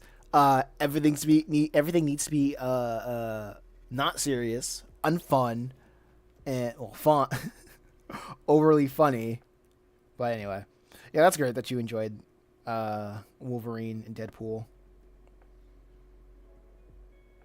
I can't escape the Deadpool memes on my timeline. YouTube just keeps sending them the same Beastie Boys song. I mean, it was a roller coaster, but definitely not for kids.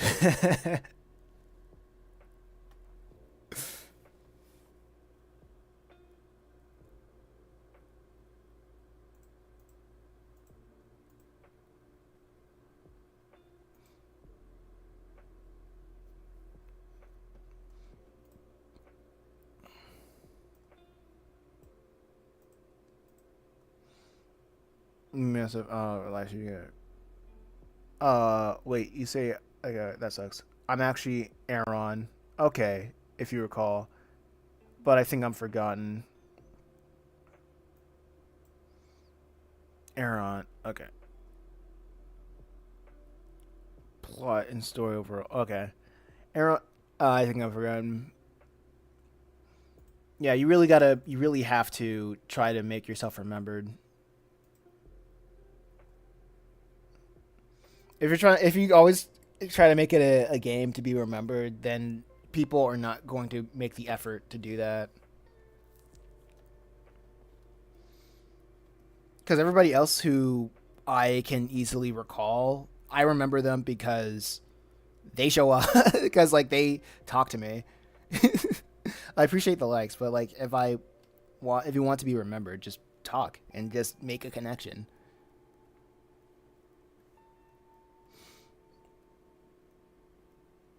That's basically what it is.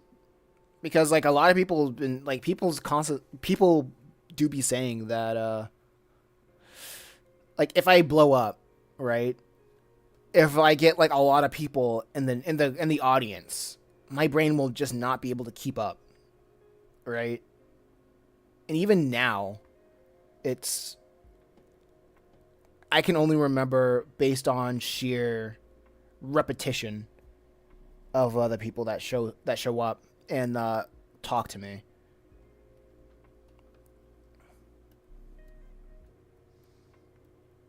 I see.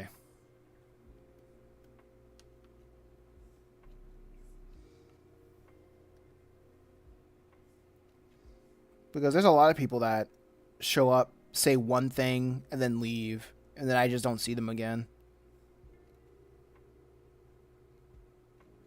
I'm like, okay, cool. People say like, oh yeah, just love the love the art, and then bye, and then they just dip. But anyway, anyways, congratulations on 700 subs. Thank you so much. I I'll see what I can do for 1,000. You're quite getting you're quite getting close to your dream on the 10K subs. Well, yeah, one step at a time. One sub at a time. Sir Pigeon Lot, do you feel like it's better? Wait, do you feel like it's better that there's a smaller group of people just coming and chatting, and some staying, or would it be better if there's a bigger audience? I'd rather have like 5 people that I can talk to for 3 hours than having like 10,000 people not saying anything in the chat. You know what I mean? Like if it was like, because being like streaming and having a 10,000, having like 1,000 lurkers or 10,000 lurkers or even like 10 lurkers if I have like 10 lurkers in a live stream not saying anything or interacting with the stream, I'm going to feel nervous. Like, I feel like I need to entertain people. I feel like I'm not being adequate of like getting people to just saying anything. Or I feel like if people are not talking, they're not having a good time, you know? And I'm drawing, I'm having a good time, but if nobody's really doing anything, if nobody's really talking or interacting, I feel like that I'm not doing my job right. So, doing what I'm seeking out to do adequately, and it just uh, feels weird. It just feels weird and nerve wracking. So I would absolutely have like a smaller audience that talks. Also, having like 10,000 views to look at my like 10,000 people on the live stream looking at it for an hour, that would be cool for like getting monetization, but that wouldn't help me out in the long run because I want people to, you know, look at my content, binge watch the content, and be invested in the comics that I create. So I can make a proper living off of this business. So, have you ever heard of the Dunbar's number theory? What is the Dunbar's number theory? That's new to me. Also, welcome, Sir Pigeon Lot. I'm not sure if you have been in this chat before, but welcome to the chat.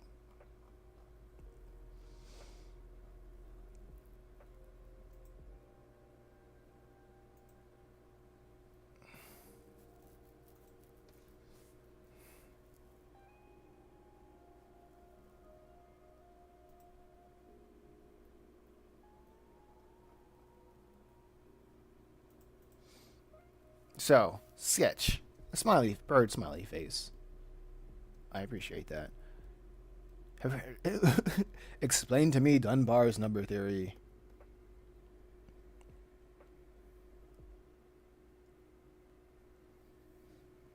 While I draw.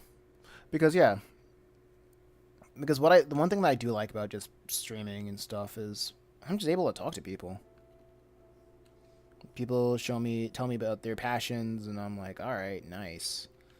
And I learn from their passions. Have you considered putting music on your live streams? Oh, I guess I should turn it up.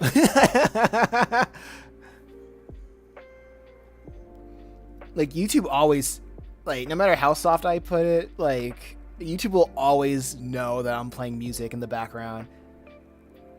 Cause after I stream, YouTube's like, "Oh, sorry, you've been playing music," and for a while I thought having music on would just harm the visibility of the live stream.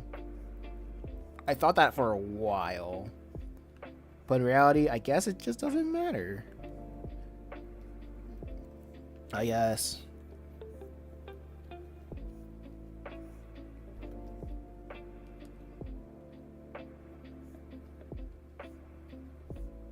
Because I listen to music every live stream. And I don't know, like sometimes I think maybe I should play music, maybe I shouldn't play music. It's very different.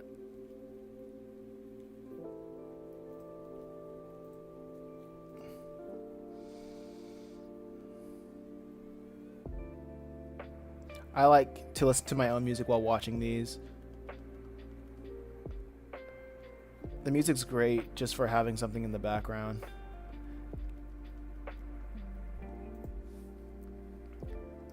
Yeah, that's what I'm thinking, right?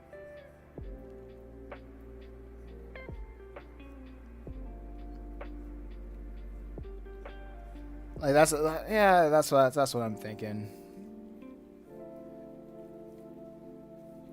Make it louder for people that who are on their phones, because I know people who are not on their phones or using their desktop, they could use this as a way. I isolate my vocal so they can listen to something else in the background, the music of their choice, but not everybody has like that kind of setup. Split fan base.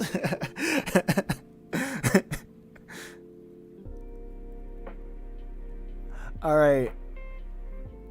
All right, Renox. I appreciate you.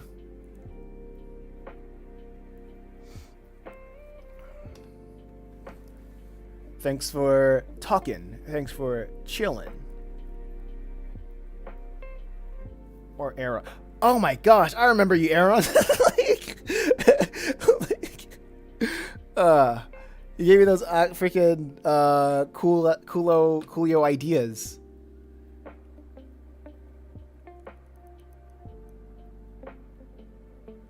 I was like, oh, that's funny. I was like, holy crap! You said to put the intros in the videos and tweaking and the last time on X, Y, and Z. Oh, I remember you. Funny how the mind works.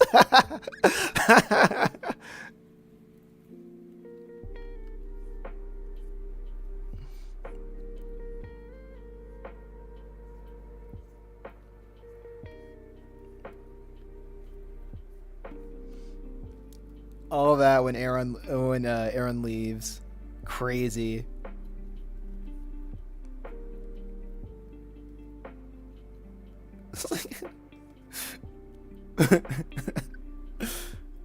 Oh man, that's nuts.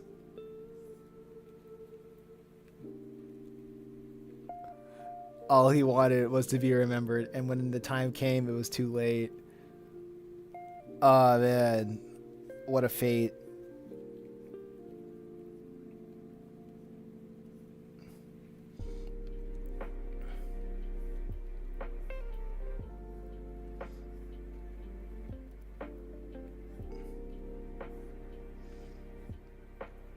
Do you feel like hold on. Oh man. I just don't like that. Like, oh man, do you remember me? I'm like, it's like, like, don't ask me. You know, like, what is this, a pop quiz? Like, I can't do this right now. Do you feel like calm music is better to have in the background, or music themed around what you're drawing, like it's an intense scene, or do you have intense music, or do you? What, I can't read. Do you feel like calm music is better to have in the background, or music themed with what you're drawing? Like if it was an intense scene, and would you have intense music? I draw everything typically in isolation because my order of working on stuff is because I have an out of order way of working on stuff.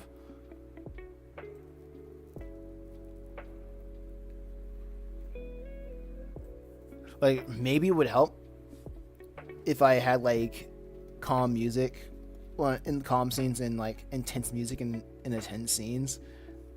But usually when I'm on stream, like what I usually listen to when I'm off stream is just podcasts.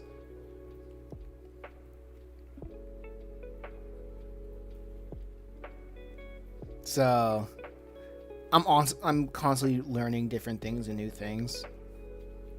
And I just listen to podcasts usually when I work on stuff. And I look at how I whatchamacallit. I look at how I directed the scene through my thumbnails. Then I try to copy the expression. Or flesh out the expression.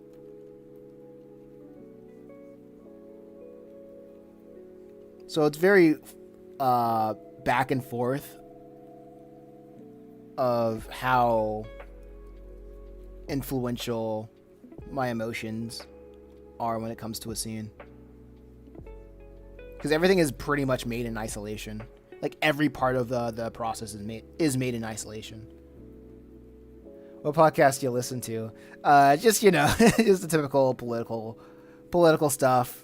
The political pariahs of the internet. They're more interesting for me to listen to.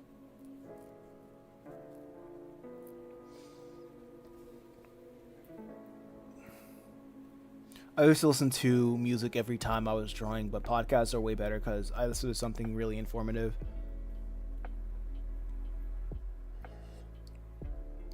Um, I like every so often I would like try to listen to some music. That's why I try to have a campaign of like showing a character and asking the audience and just asking the audience on my community tabs what kind of music would this character listen to. And it's kind of a way because like for a while I wanted to make playlists of each character, so I could put it up on YouTube. Maybe it would help out with being seen, and maybe it would and plus it would also help me out with a whatchamacallit,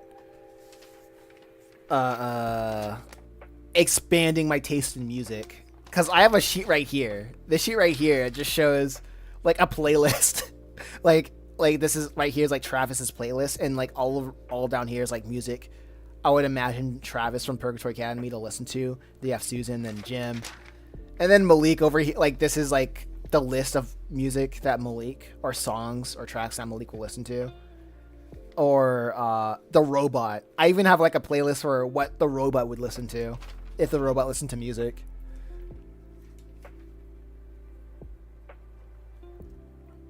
Like all I really have to do is just make art, or just make a slideshow and just put the music on it.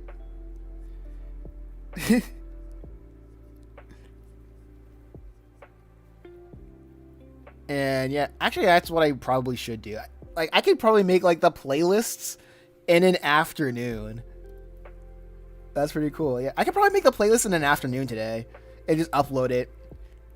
Just take panels from the, not even draw anything new, just take panels.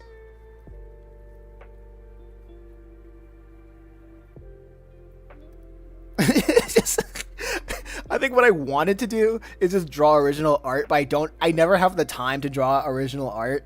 Well, I guess I do have the time, but I just hate making original art or promotional stuff. Because I feel like that's just a lot of time and effort for nothing.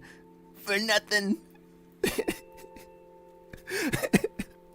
So, I think I'm just gonna probably put together some panels of the characters and have that as a slideshow.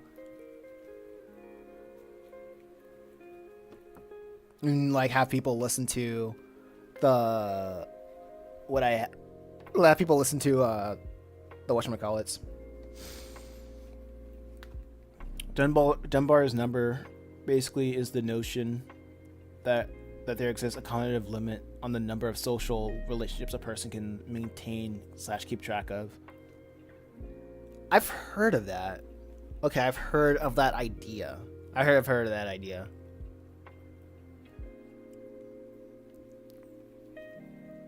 Okay, so next time Zeron or Renox comes back, I'll be like, I remember you, Aaron. I remember you, Aaron. That sucks. Now the rest of the day I'm gonna feel bad because I can't, like, because I couldn't remember, like on the spot, and I'm feeling like those dummies from who can't remember the American Constitution or or do basic math on the spot. And then they'll be on a compilation of, oh man, this guy doesn't know 3 plus 3 plus 3. What's 3 times 3? 3 times 3 times 3.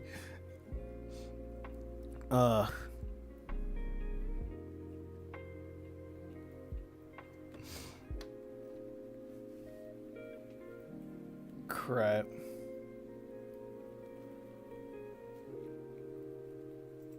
But yeah, maybe that's what I'm gonna do later today. Just buckle down, make the stupid playlist, like you reuse art from the comic,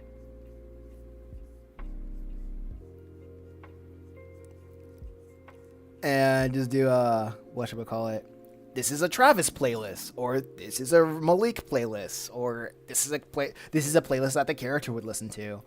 And then the packaging would be like, I remember one of the packaging would be like a playlist for figuring out like if you're going to heaven or hell in like 4 years or something like that. Because I remember looking at playlists and they would have like titles like that, playlists for something that's oddly specific that no one can relate to. Like, this is a playlist for bugs. Like, uh, playlist when you're trying to rule over an evil dictator. And I could just co-op that in like playlist for, I don't know, trying to find friends, but you're a social pariah.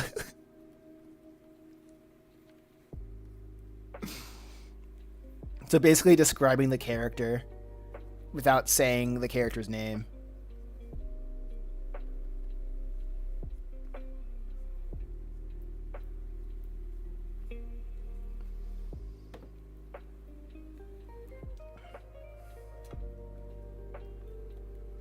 But that's the plan. I feel like I could do that. And I can always make the original artwork the thumbnail. A thumbnail. And have it never show up.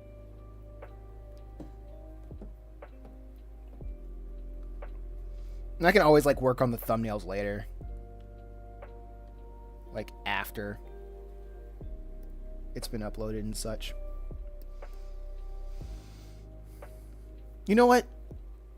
I'm glad I streamed today because you guys gave me that idea. Whew, yeah, congratulations. Everybody, pat yourself on the back.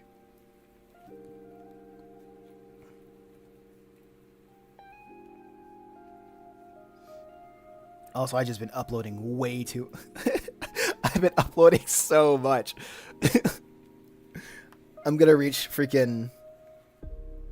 Whatchamacallit, 1,000 uploads this freaking by the end of the year. Mark my words, it's gonna happen. It's gonna happen.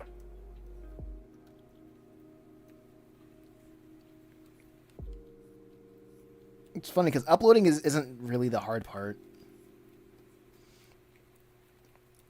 Or just making content isn't the hard part.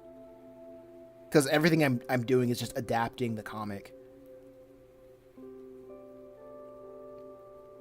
The hard part is being seen.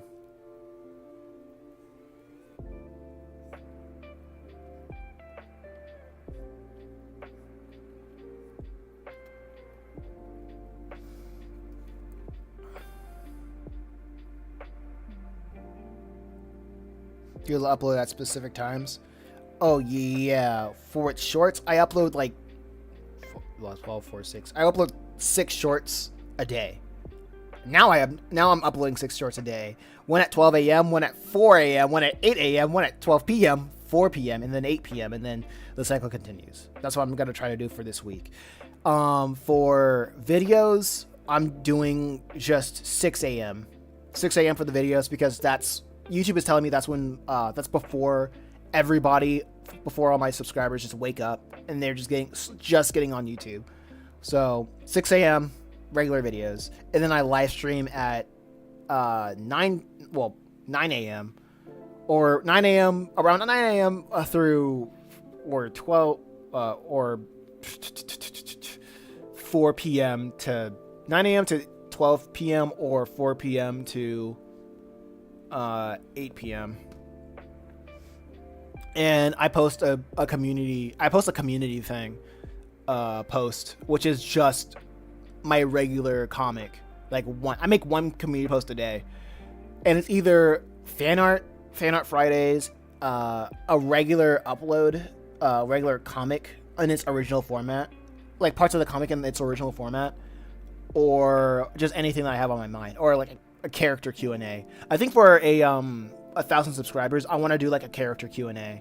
I want to voice act like a character QnA, and just have that as a video. But I upload community notes at like 8 a.m. I live stream at 9 p.m. and that's basically the structure that I got going on.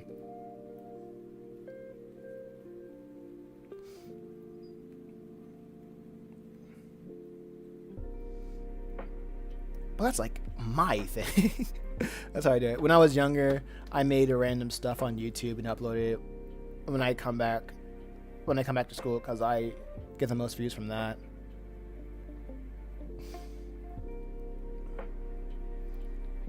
That's very. It's so weird when it comes to that, right?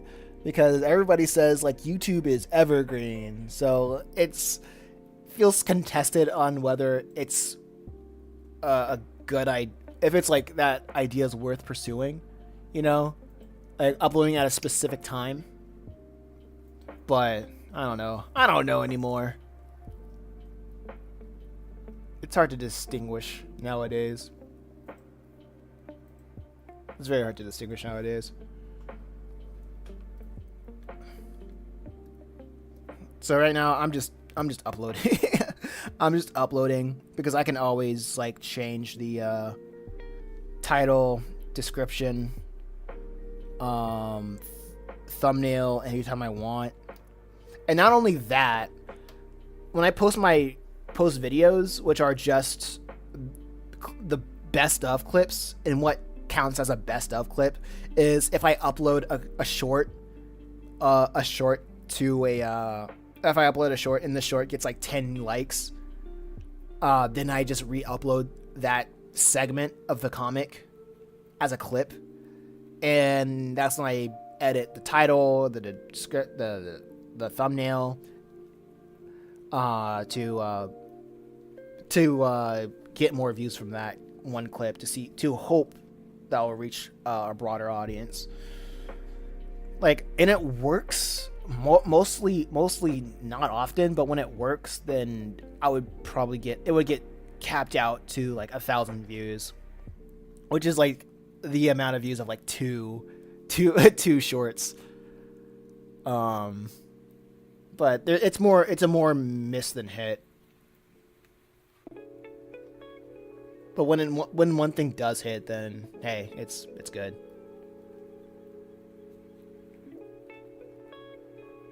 Okay. What other social medias do you upload on?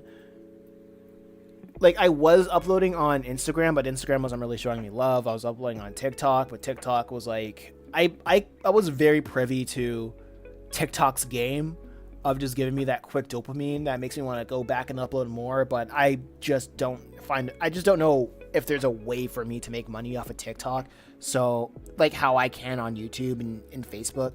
So I'm just relaxing on TikTok right now. I'm not really planning on doing anything serious with that platform, and I want to get monetized on Facebook, but the thing is, my Facebook account hasn't been hacked, but it's just been flooded by people who I know are not interested in the content, because it's a bunch of follow people.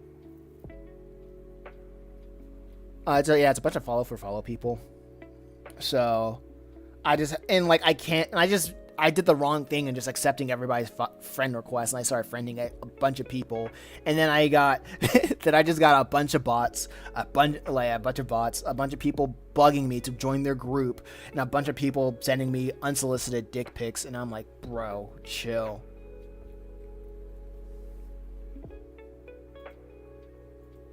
So I'm just like deleting Facebook. I'll get back like 30 more. I'll get back on there like 30 in the 30 days, and I get back on there 30 days and just try again. Are those ones you do AI voices on? Yeah, the majority of the stuff I have has AI voices. I'm slowly using my own voice. Unsolicited dick pics is crazy. Yeah. Like, yeah, these people, like the people on face, like some of these dudes, some of these some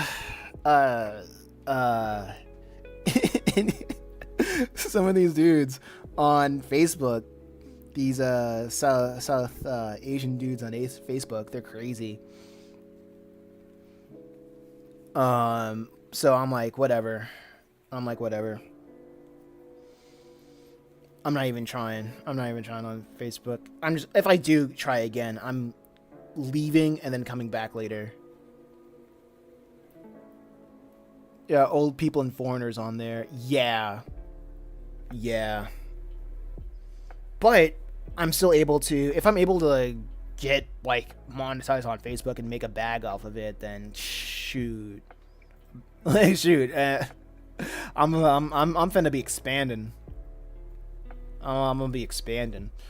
Are the AI voices you're on? Yeah, most of them are AI voices. I'm starting to like start using my own voice, because I started doing the AI voices because I wasn't sure if anybody would like the motion comic format, because I tried doing the motion comic format and I did not get, and YouTube didn't really push it. YouTube didn't really, people didn't really, I didn't really get a lot of buzz from doing that. So I was discouraged from continuing doing that.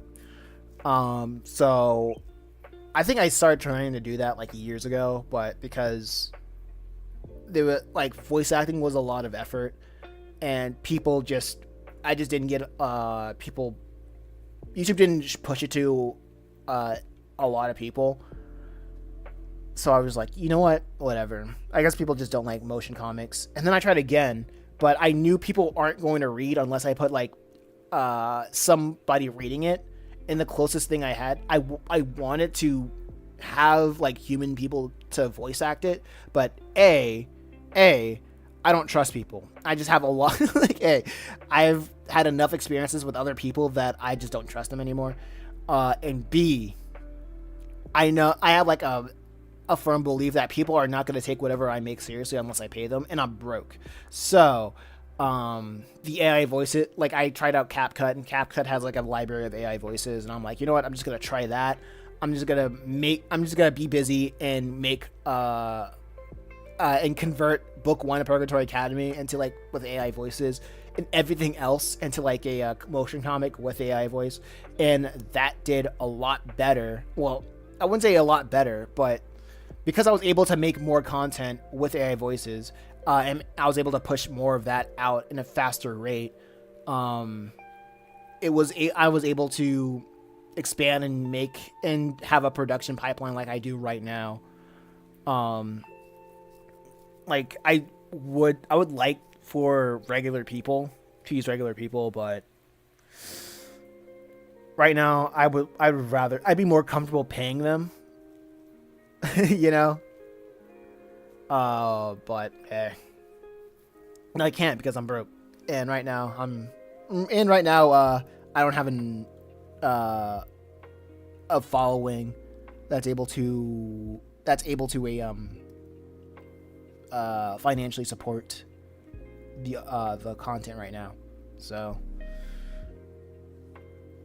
I'll like I'm sticking to the min maxing, the grind set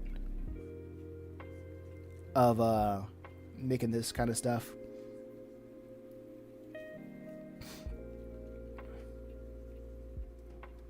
Also, I feel like you would get a lot of popularity on Pinterest. I've been on Pinterest actually. Pinterest has been not been kind to me, honestly.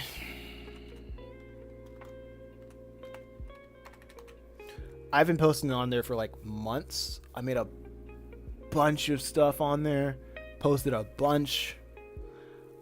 I tried my best. And yeah, Pinterest is just not pushing stuff.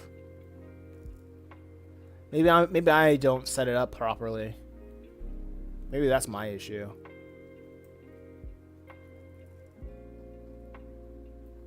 Like my Pinterest is like filled. But then I was like, you know what? It's not working. It's not working out. Pinterest probably thinks I'm spam.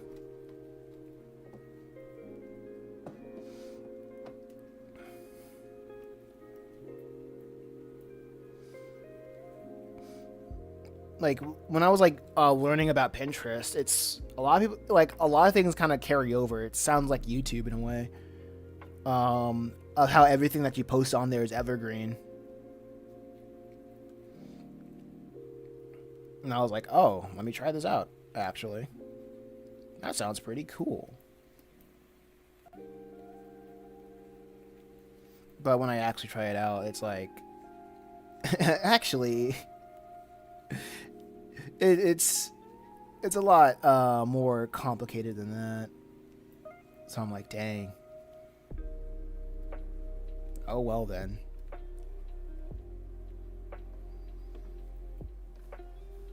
Oh, you read my last. Wait, hold up. I mean, your most viewed shorts currently are the ones you did with your voice over yourself. Oh, okay. Let me check.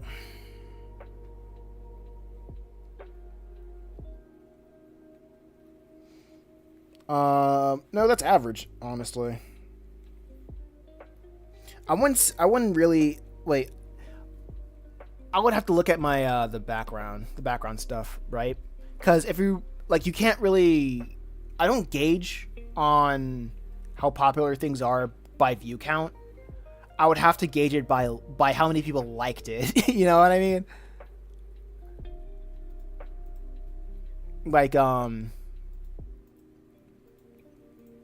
the last couple of things that people really liked. All right, is that scheduled? Okay, so the last 3 things that I uploaded, right, was book 1, chapter 1, part 4, chapter 1, part 1, and chapter 1, part 3 beta. Oh yeah, and I and I that's the way that I do it is I'll explain to it later. And I think yeah, that's AI. That one, okay, that one's AI. That has like 12 likes. This one, I'm going to AI has 11 likes, and the last one, that's AI and has like 16. Because the general audience, they don't really care that it's AI. Honestly, they prefer actual voices. But if it's AI, it's fine because at the end of the day, nobody wants to read. Like, you know what I mean? Like, that's what I'm getting out of it. And I don't really see a difference too much with the ones that are voiced by me and the ones that are voiced by like AI. I'm just getting more across the board that's like getting above 10 views. Pinterest has a specific type of art that really gets popular, so that's true. I wouldn't know a thing about that. I just posted my stuff as much as possible, and it just didn't catch on. But anyway, so what I do, honestly, is I post like 30 minutes to like 30 seconds to a minute worth of content that I chopped up and formatted it for a vertical viewing. And after I post it, I'll let like the YouTube Shorts algorithm do its thing, give it to a seed audience of I don't know, like 400 to 500 people. And after that, I'll see when do people drop off, because I know nobody's really looking at all of the entire minute or the entire 30 seconds long short. So what I do is, like, when I see when people drop off, I cut it off and then I re-upload the parts that I cut off again, and so it'll be shown to a new seed of people, so they'll see like a different segment, and that's all that does is just give me more stuff to post and give me more avenues for exposure, and I don't have to like think that much about making new content because it's being showed to new people, and people don't really care about context. Like, context is nice, but there will be some parts like out of context that's a banger, and some parts out of context that's like whatever. You know what I mean? So, and from whichever does gets more than 10 likes, I re-upload as a clip. I actually try to get short all the way because algorithm. I actually try to get the shorts all the way because algorithm.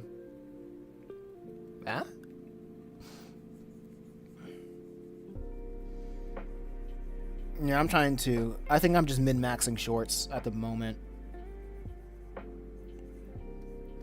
Like, go ham on the shorts algorithm, live stream, because the people who find my shorts or interact or like my shorts, YouTube will push more of my content to them, and when I go live, that's more exposure for the live stream.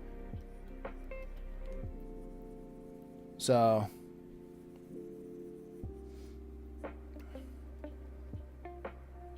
a lot of people also post speed paints of some drawings that they're working on. So is that possible with comics too? Yeah, it's very possible with comics. Like the weird thing about speed painting is that speed painting is the art equivalent to let's plays because everybody who's an artist they do speed painting content and that's replaceable.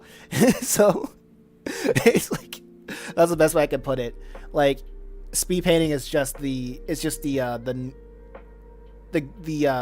artist equivalent to gameplay to a normie wanting trying to record gameplay. Like anybody could do it, and because it's easy and everybody can do it, you have to bring something new to the table to stand out and make people want to watch you.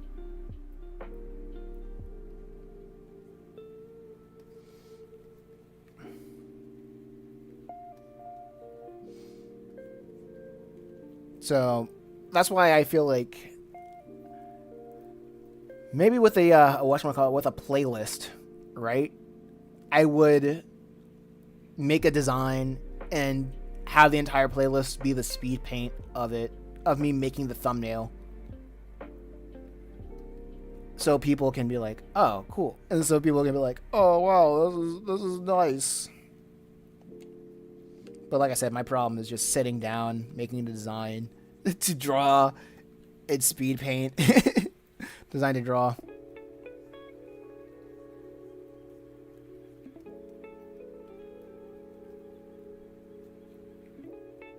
Many people told me to do playlists to farm for watch time.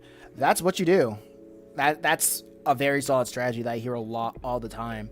If you look at my freaking channel, I have playlists for literally every. Wait, are you talking about like music? Yeah, playlists for everything.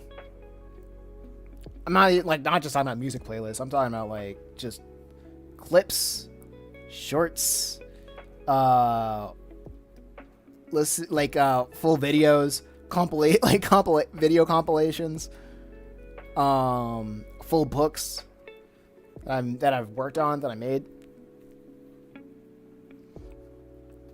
The the weird thing about that for me is, nah, it is weird.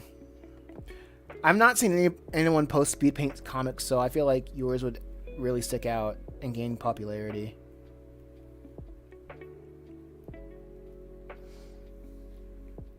I see that. Let me think about it. Let me think for a second. Nobody does speed paint comics.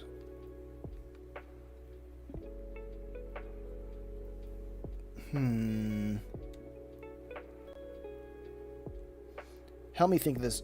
Help me think this through for a second.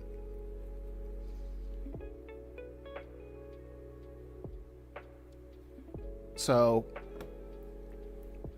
I would make speed paint I would like speed paint my content, and the speed paint would essentially be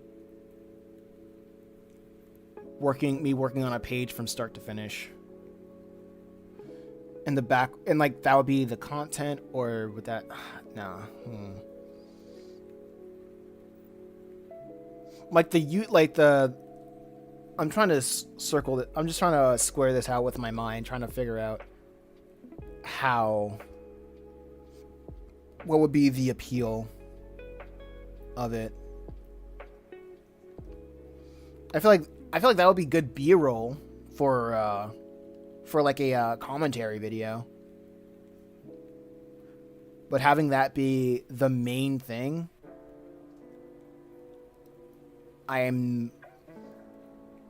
it's hard for me to imagine. Like maybe for like the playlist, it could be a cool B-roll for the playlist of like me drawing Malik, right? I could actually do a one.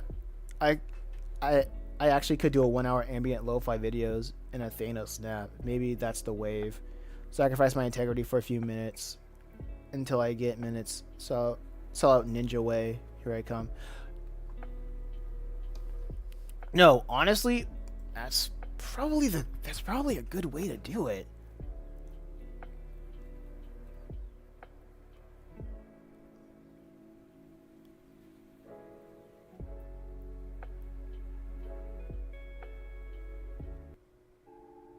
Let me think.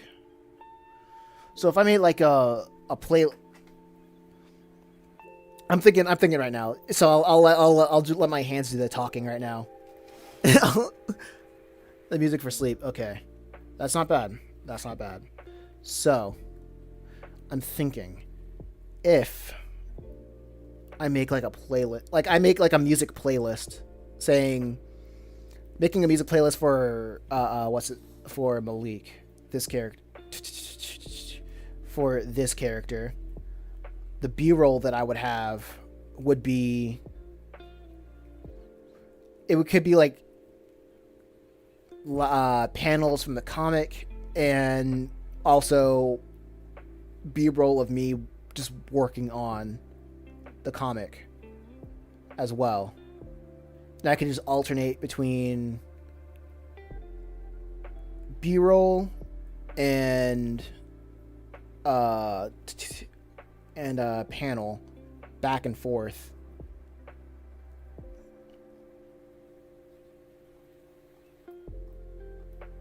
Like that would count, right? Oh, making playlists and then putting it on your watch time? Yeah, that would count. Yeah.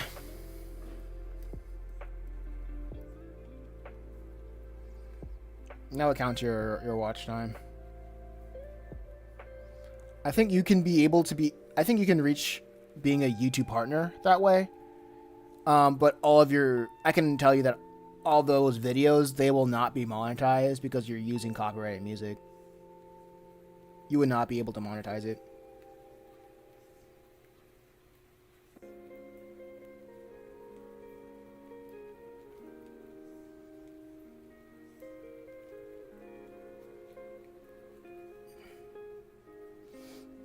But that would be good exposure. For like me, I feel like I could do that. Like I feel like I could do that for exposure. That'd be a good exposure.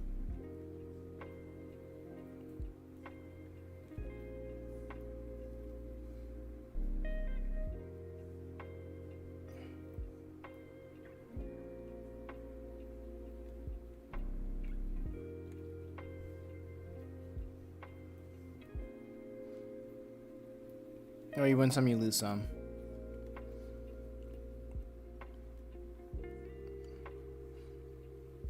No, like if at the end of the day, if you're trying to catch an audience, that's a way to do it. Because I know what celebrities do it all the time. Used to do it all the time.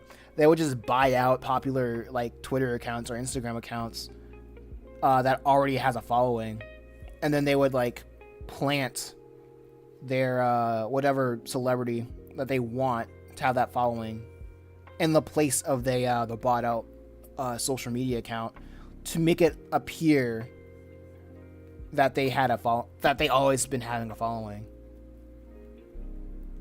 Because it's a psychological thing. Nobody wants to follow a guy that, well, the majority of people don't want to follow somebody who's underground because that's unfamiliar. But if they see a guy that's like underground that has like hundred thousands or almost a million viewers or followers or whatever, that's gonna trigger a psychological thing in most people of saying, oh, a lot of people are following him, I should follow him too if I want to be part of the if I want to be part of the herd.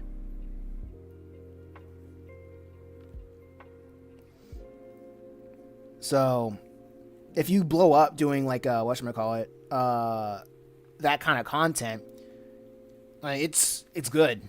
It's good because if no one else is gonna look at your other content, Then you'll got then Envy's blow up making stuff that's relatively like at least a little bit related to what you do. Then you have like an audience, a captive audience that could be like, oh wow, you do other stuff. I like this. I like how this looks.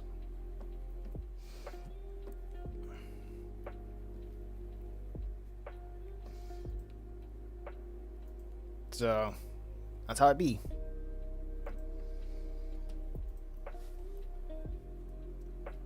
Actually, I think that's what I'm gonna do. I'll do this weekend. This not weekend, but this afternoon. I think I'm just gonna work on the work on it. Work on the thumb. Work on it.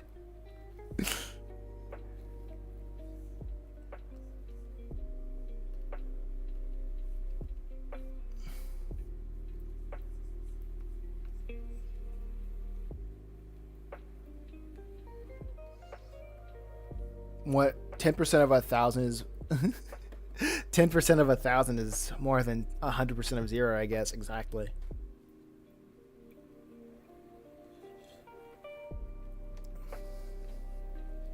You got a mid max or whatever.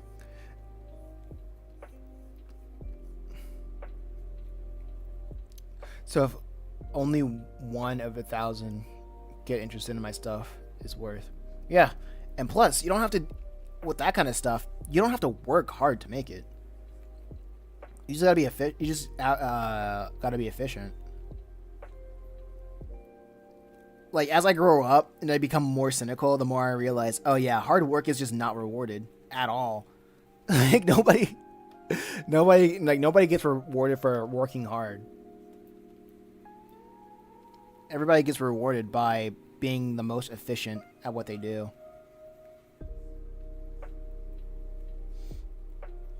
And I feel like artists cope with that a lot.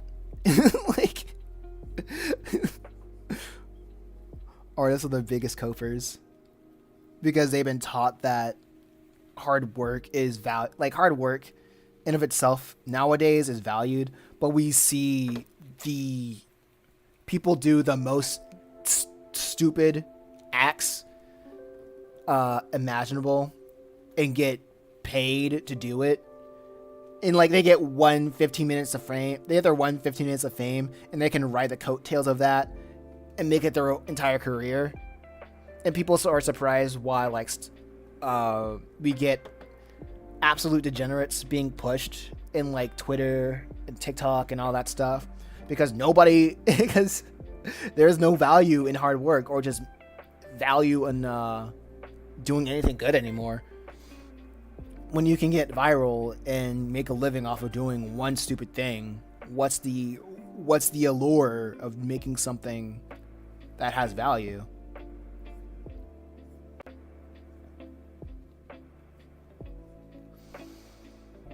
You know what I mean?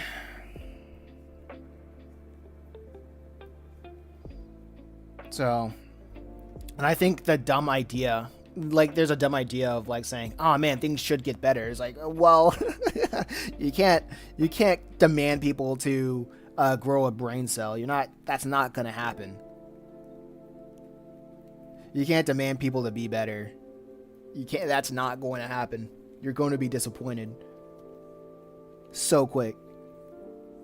But what you can do is find out how to make things work for you.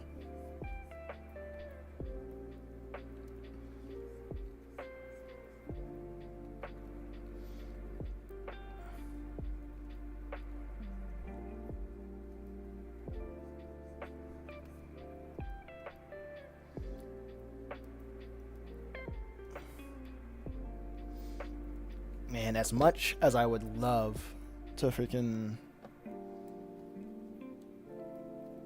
actually no. In the way that things are now, it's like cool.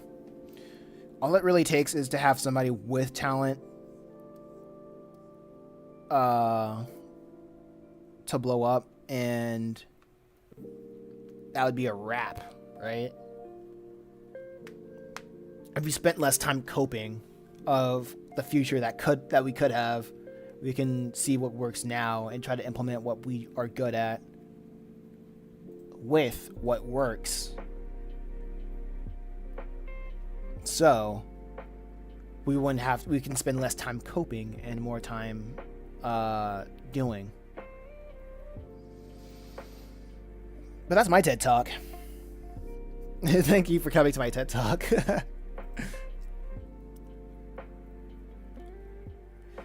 No coping. Me and my homies hate coping.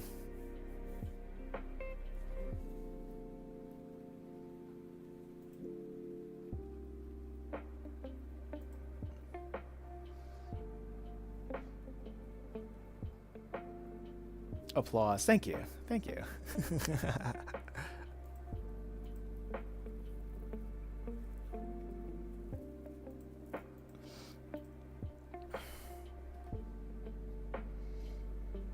Okay, I think.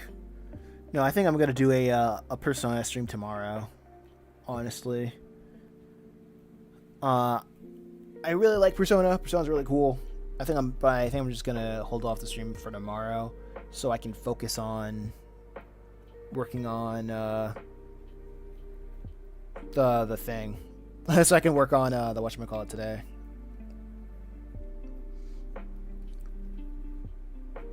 The playlist. I think I'm gonna start with a Malik playlist.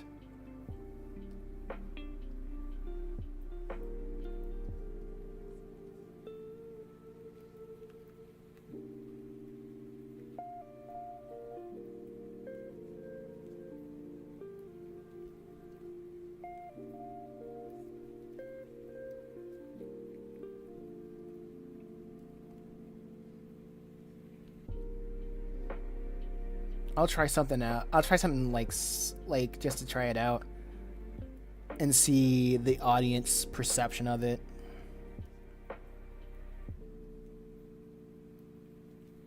Persona streams have been definitely been a ride for better or for worse. What do you mean for worse?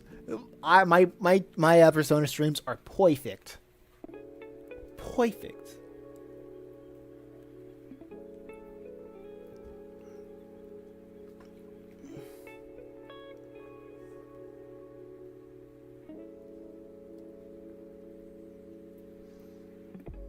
I think doing the Persona streams have made me more comfortable just voice acting for for the comic dubs. like real talk. I'm like, oh, I'll just put on a stupid little voice. Like how I usually do.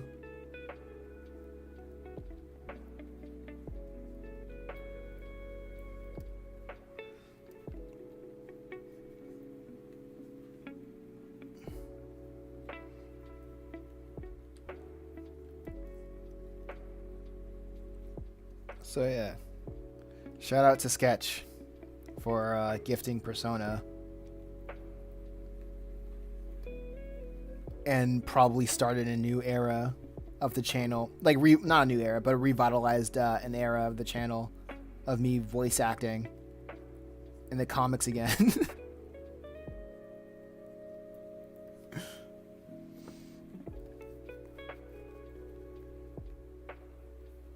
Playing that game has probably made you read out loud more than you have in your entire life. Exactly.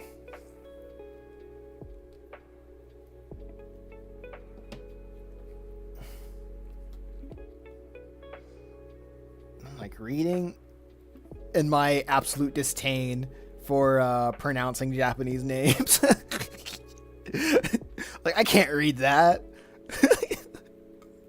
Is that even English?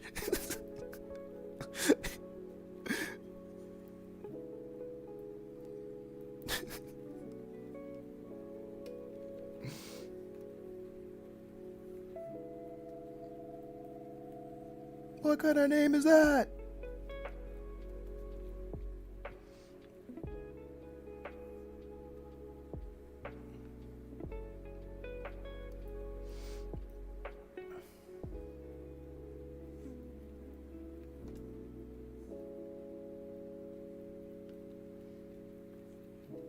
Okay.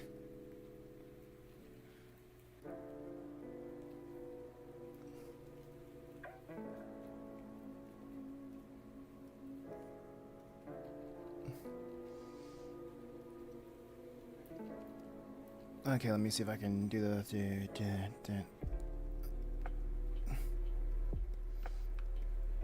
Okay, that's supposed to be the photos in the hallway.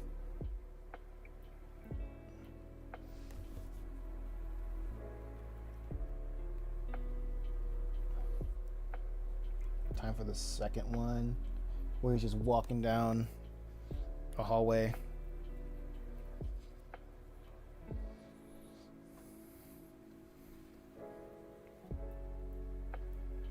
I'm probably gonna change these onomatopoeias to make it more obvious that it's coming from this room right here.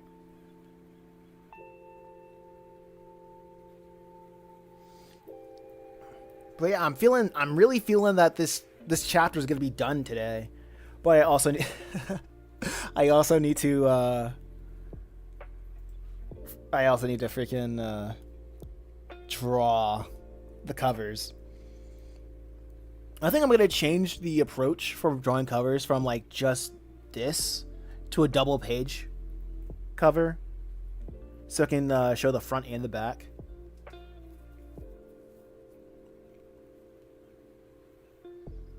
Yeah, so it'll be covering the front and the back. So instead of having like vertical thumbnails, you guys can get a horizontal thumbnail.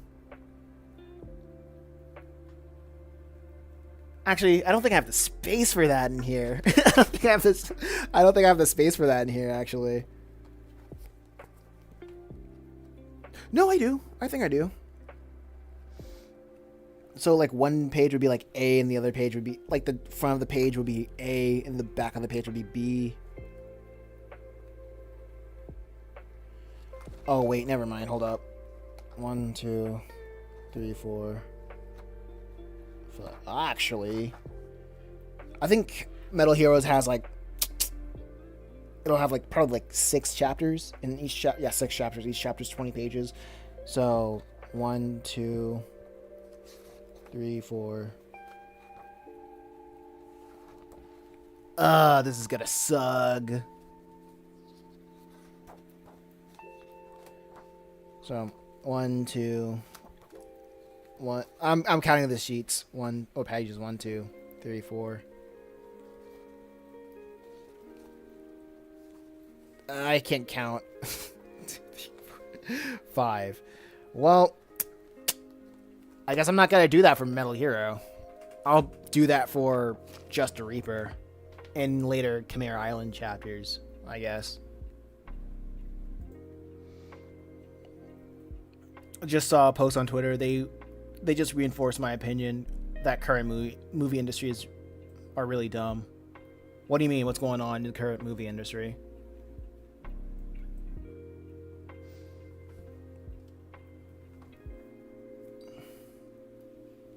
What do they do now?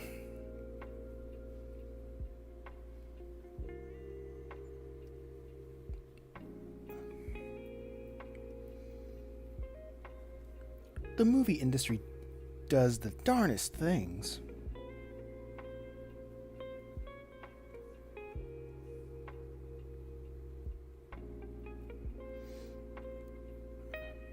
What did Diddy do?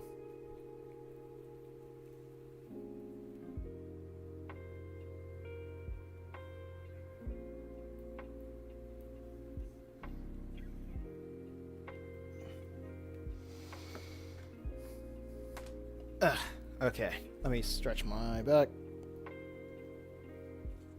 for a sec.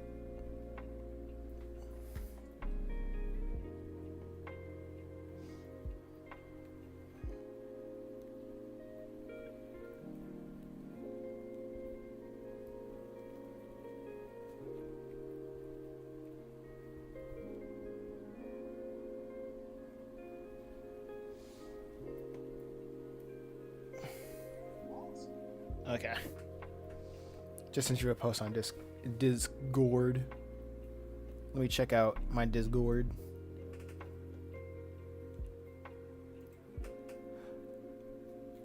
Oh no, that was an old one. Games Radar Plus. Okay, Amazon's Like a Dragon show. Amazon's Like a Dragon Yakuza TV show cast reveal they have never played the games. We want our own version. Okay.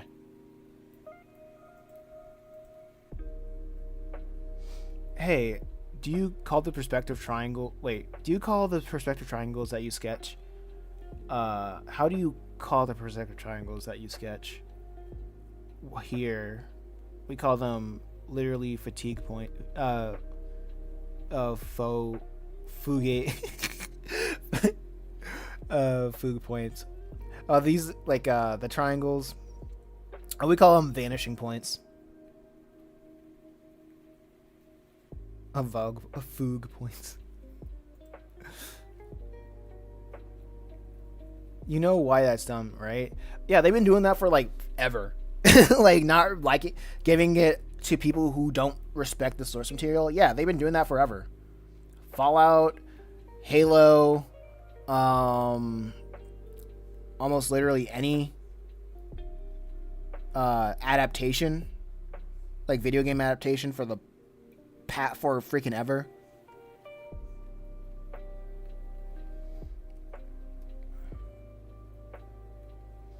It's like business now. Cowboy Bebop, forgot about that.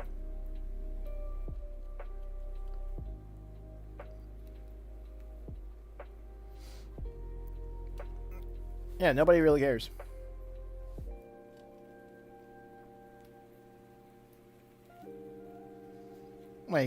These Hollywood types, they just don't care about the source material. They're too self-interest. They're not once say self-interested. That's for not for the literal term.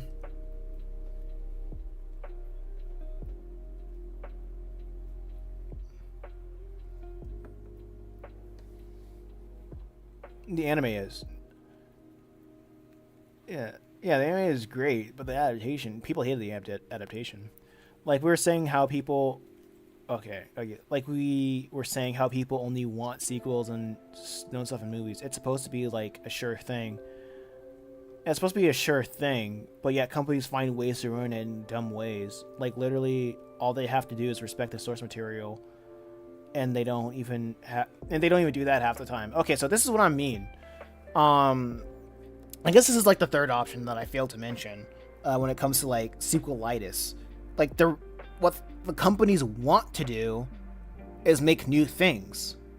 However, the reason why they bring in IP is for the IP, the existence of the IP to sell it to people.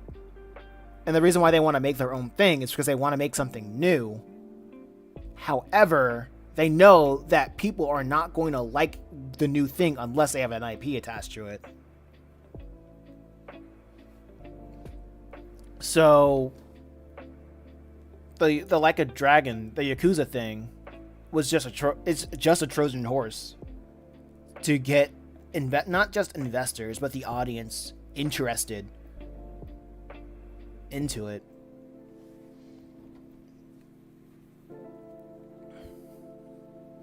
So yeah, the whole IP snatching, whatever.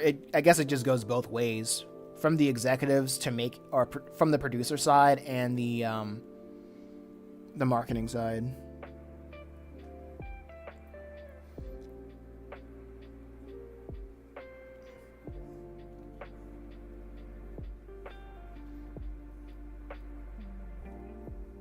Because it's easier to market when you're running off the coattails of something else.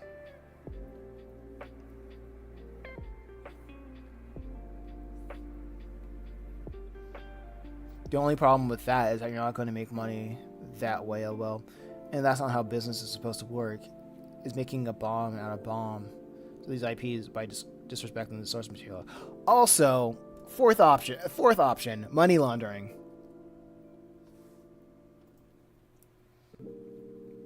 That's the fourth thing.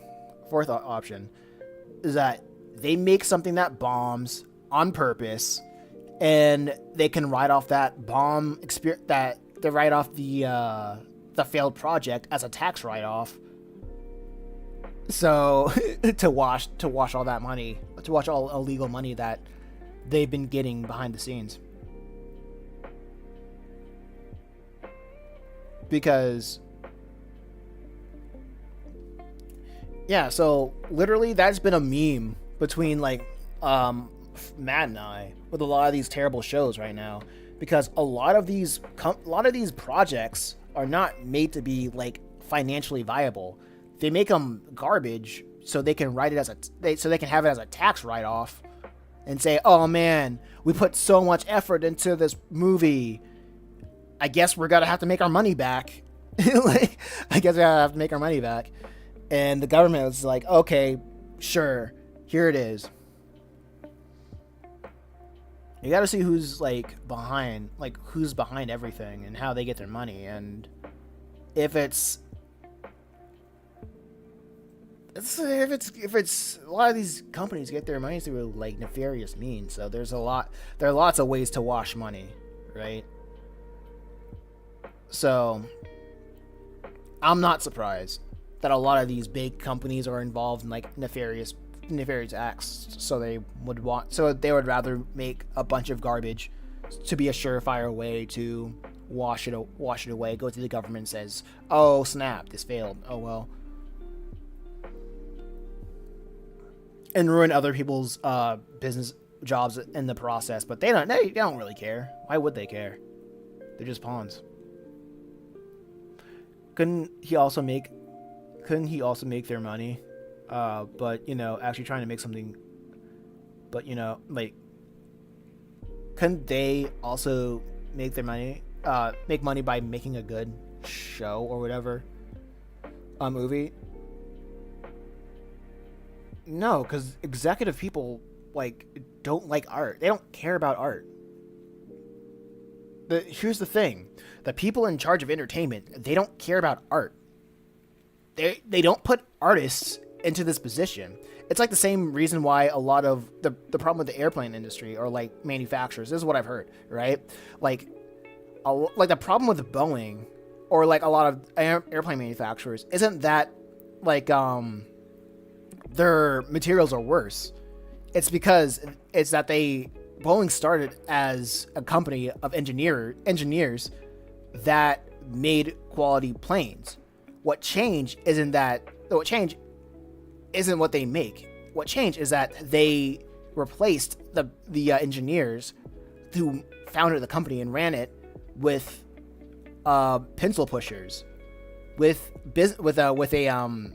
money business pencil pushers and number crunchers, basically, and number crunchers, and that made a less quality product to maximize profitability. So what I see right now is the people within the industry, they don't love the art. They just see it as a way to minimize effort to maximize profit. So this is what we're saying. We're living in an era of executives hating what they make. They don't care about the art because they never care about the art. The people who put in charge, like a lot of people say animation is dying and whatnot, because yeah, if you ever looked at the writer's strike or any kind of strike of any artist or like the cartoon artist strike, I will never forget that the CEOs or like the head honcho said, "We will literally watch these people die. We're not gonna give you we would rather watch you go homeless and see you die before we give you a livable wage." And even after that strike, people went back to their jobs, and I'm like, I lost respect for all the animators that like had to go back to their jobs, even when their bosses say they would rather see you rot in the streets dead, like, than pay you a livable wage. Like, if somebody said that to me, someone's gonna end up in the ground or in jail. You know what I mean? Like, I'm not gonna work there because I know that my time is not valued there. Whatever I make, what I love, is not going to be valued there. So now we're in a place of time that people don't care. Just people don't care.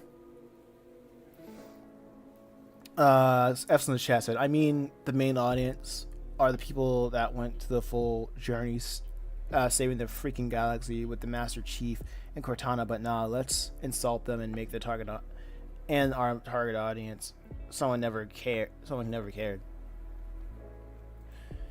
Yeah, I just think it's money laundering. Like, could they make it something good that could they make their profit back? That's a risk that, like, caring about a project is too much of a risk for these executives, for these people that only sees this as number crunching and pencil pushing.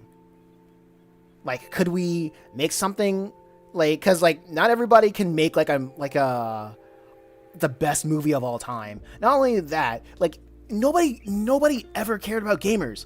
Nobody does. Like, if you looked at the beginning, the original Game Awards, they were still making fun. Like, in the early 90s or late 90s and 2000s or whatever, back in the early video games awards, nobody respected them. Nobody respected gaming, even when they had their own conferences. It is whatever. Like, and like that even goes to now. Even the executives, directors that work on, even in cartoons, even the executives and directors that they are put on a cartoon, they don't even want to work on cartoons. They just use it as a stepping stone to do live action stuff. And everybody would rather do live action stuff because it's less money. And basically it. They can make it faster for less money. That's why there's been a I remember in the 2010s, mid 2010s, everybody was making reality TV shows back when the writer strike was happening in the 2010s, because you don't have to write that much. It's easy to produce and has a great turnaround, quick turnaround. It's all about pencil pushing. Not really gaming is way more mainstream these days by far. Yeah, way more mainstream, but that doesn't mean respect still. Well, you would think it being more mainstream would be more. That would mean it would gain more respect, but at the same time, all this stuff is still being made by pencil pushers and people who don't respect art. It's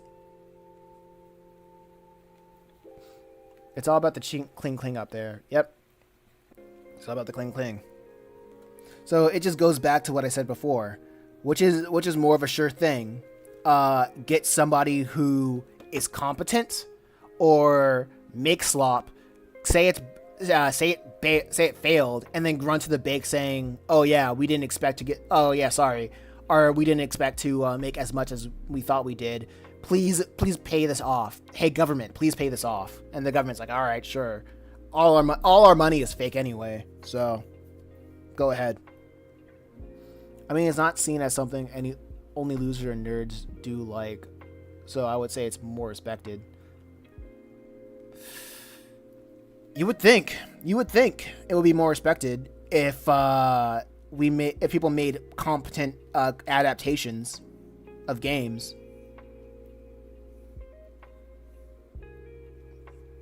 But I guess it's not respected enough for people to make good adaptations. Like how DreamWorks like what DreamWorks and Disney used to do with like folk tales. Like DreamWorks do it novels and whatnot, or their film adaptations.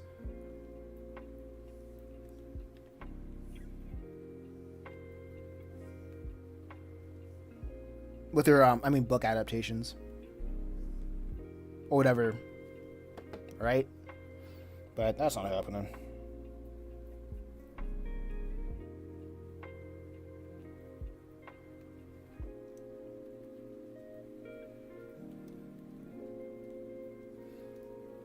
They make successful, good adaptations. It's very successful.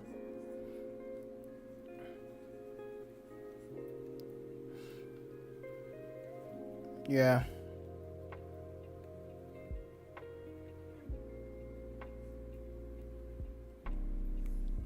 True.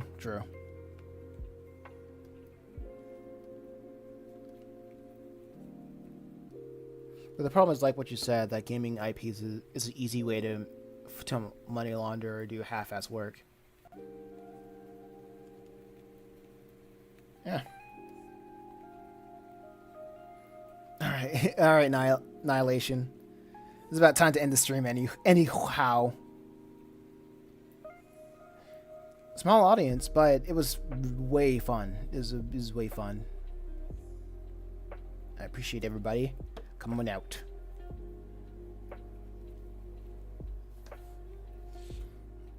All right, so I guess I'll end it here. I'm 7 minutes over.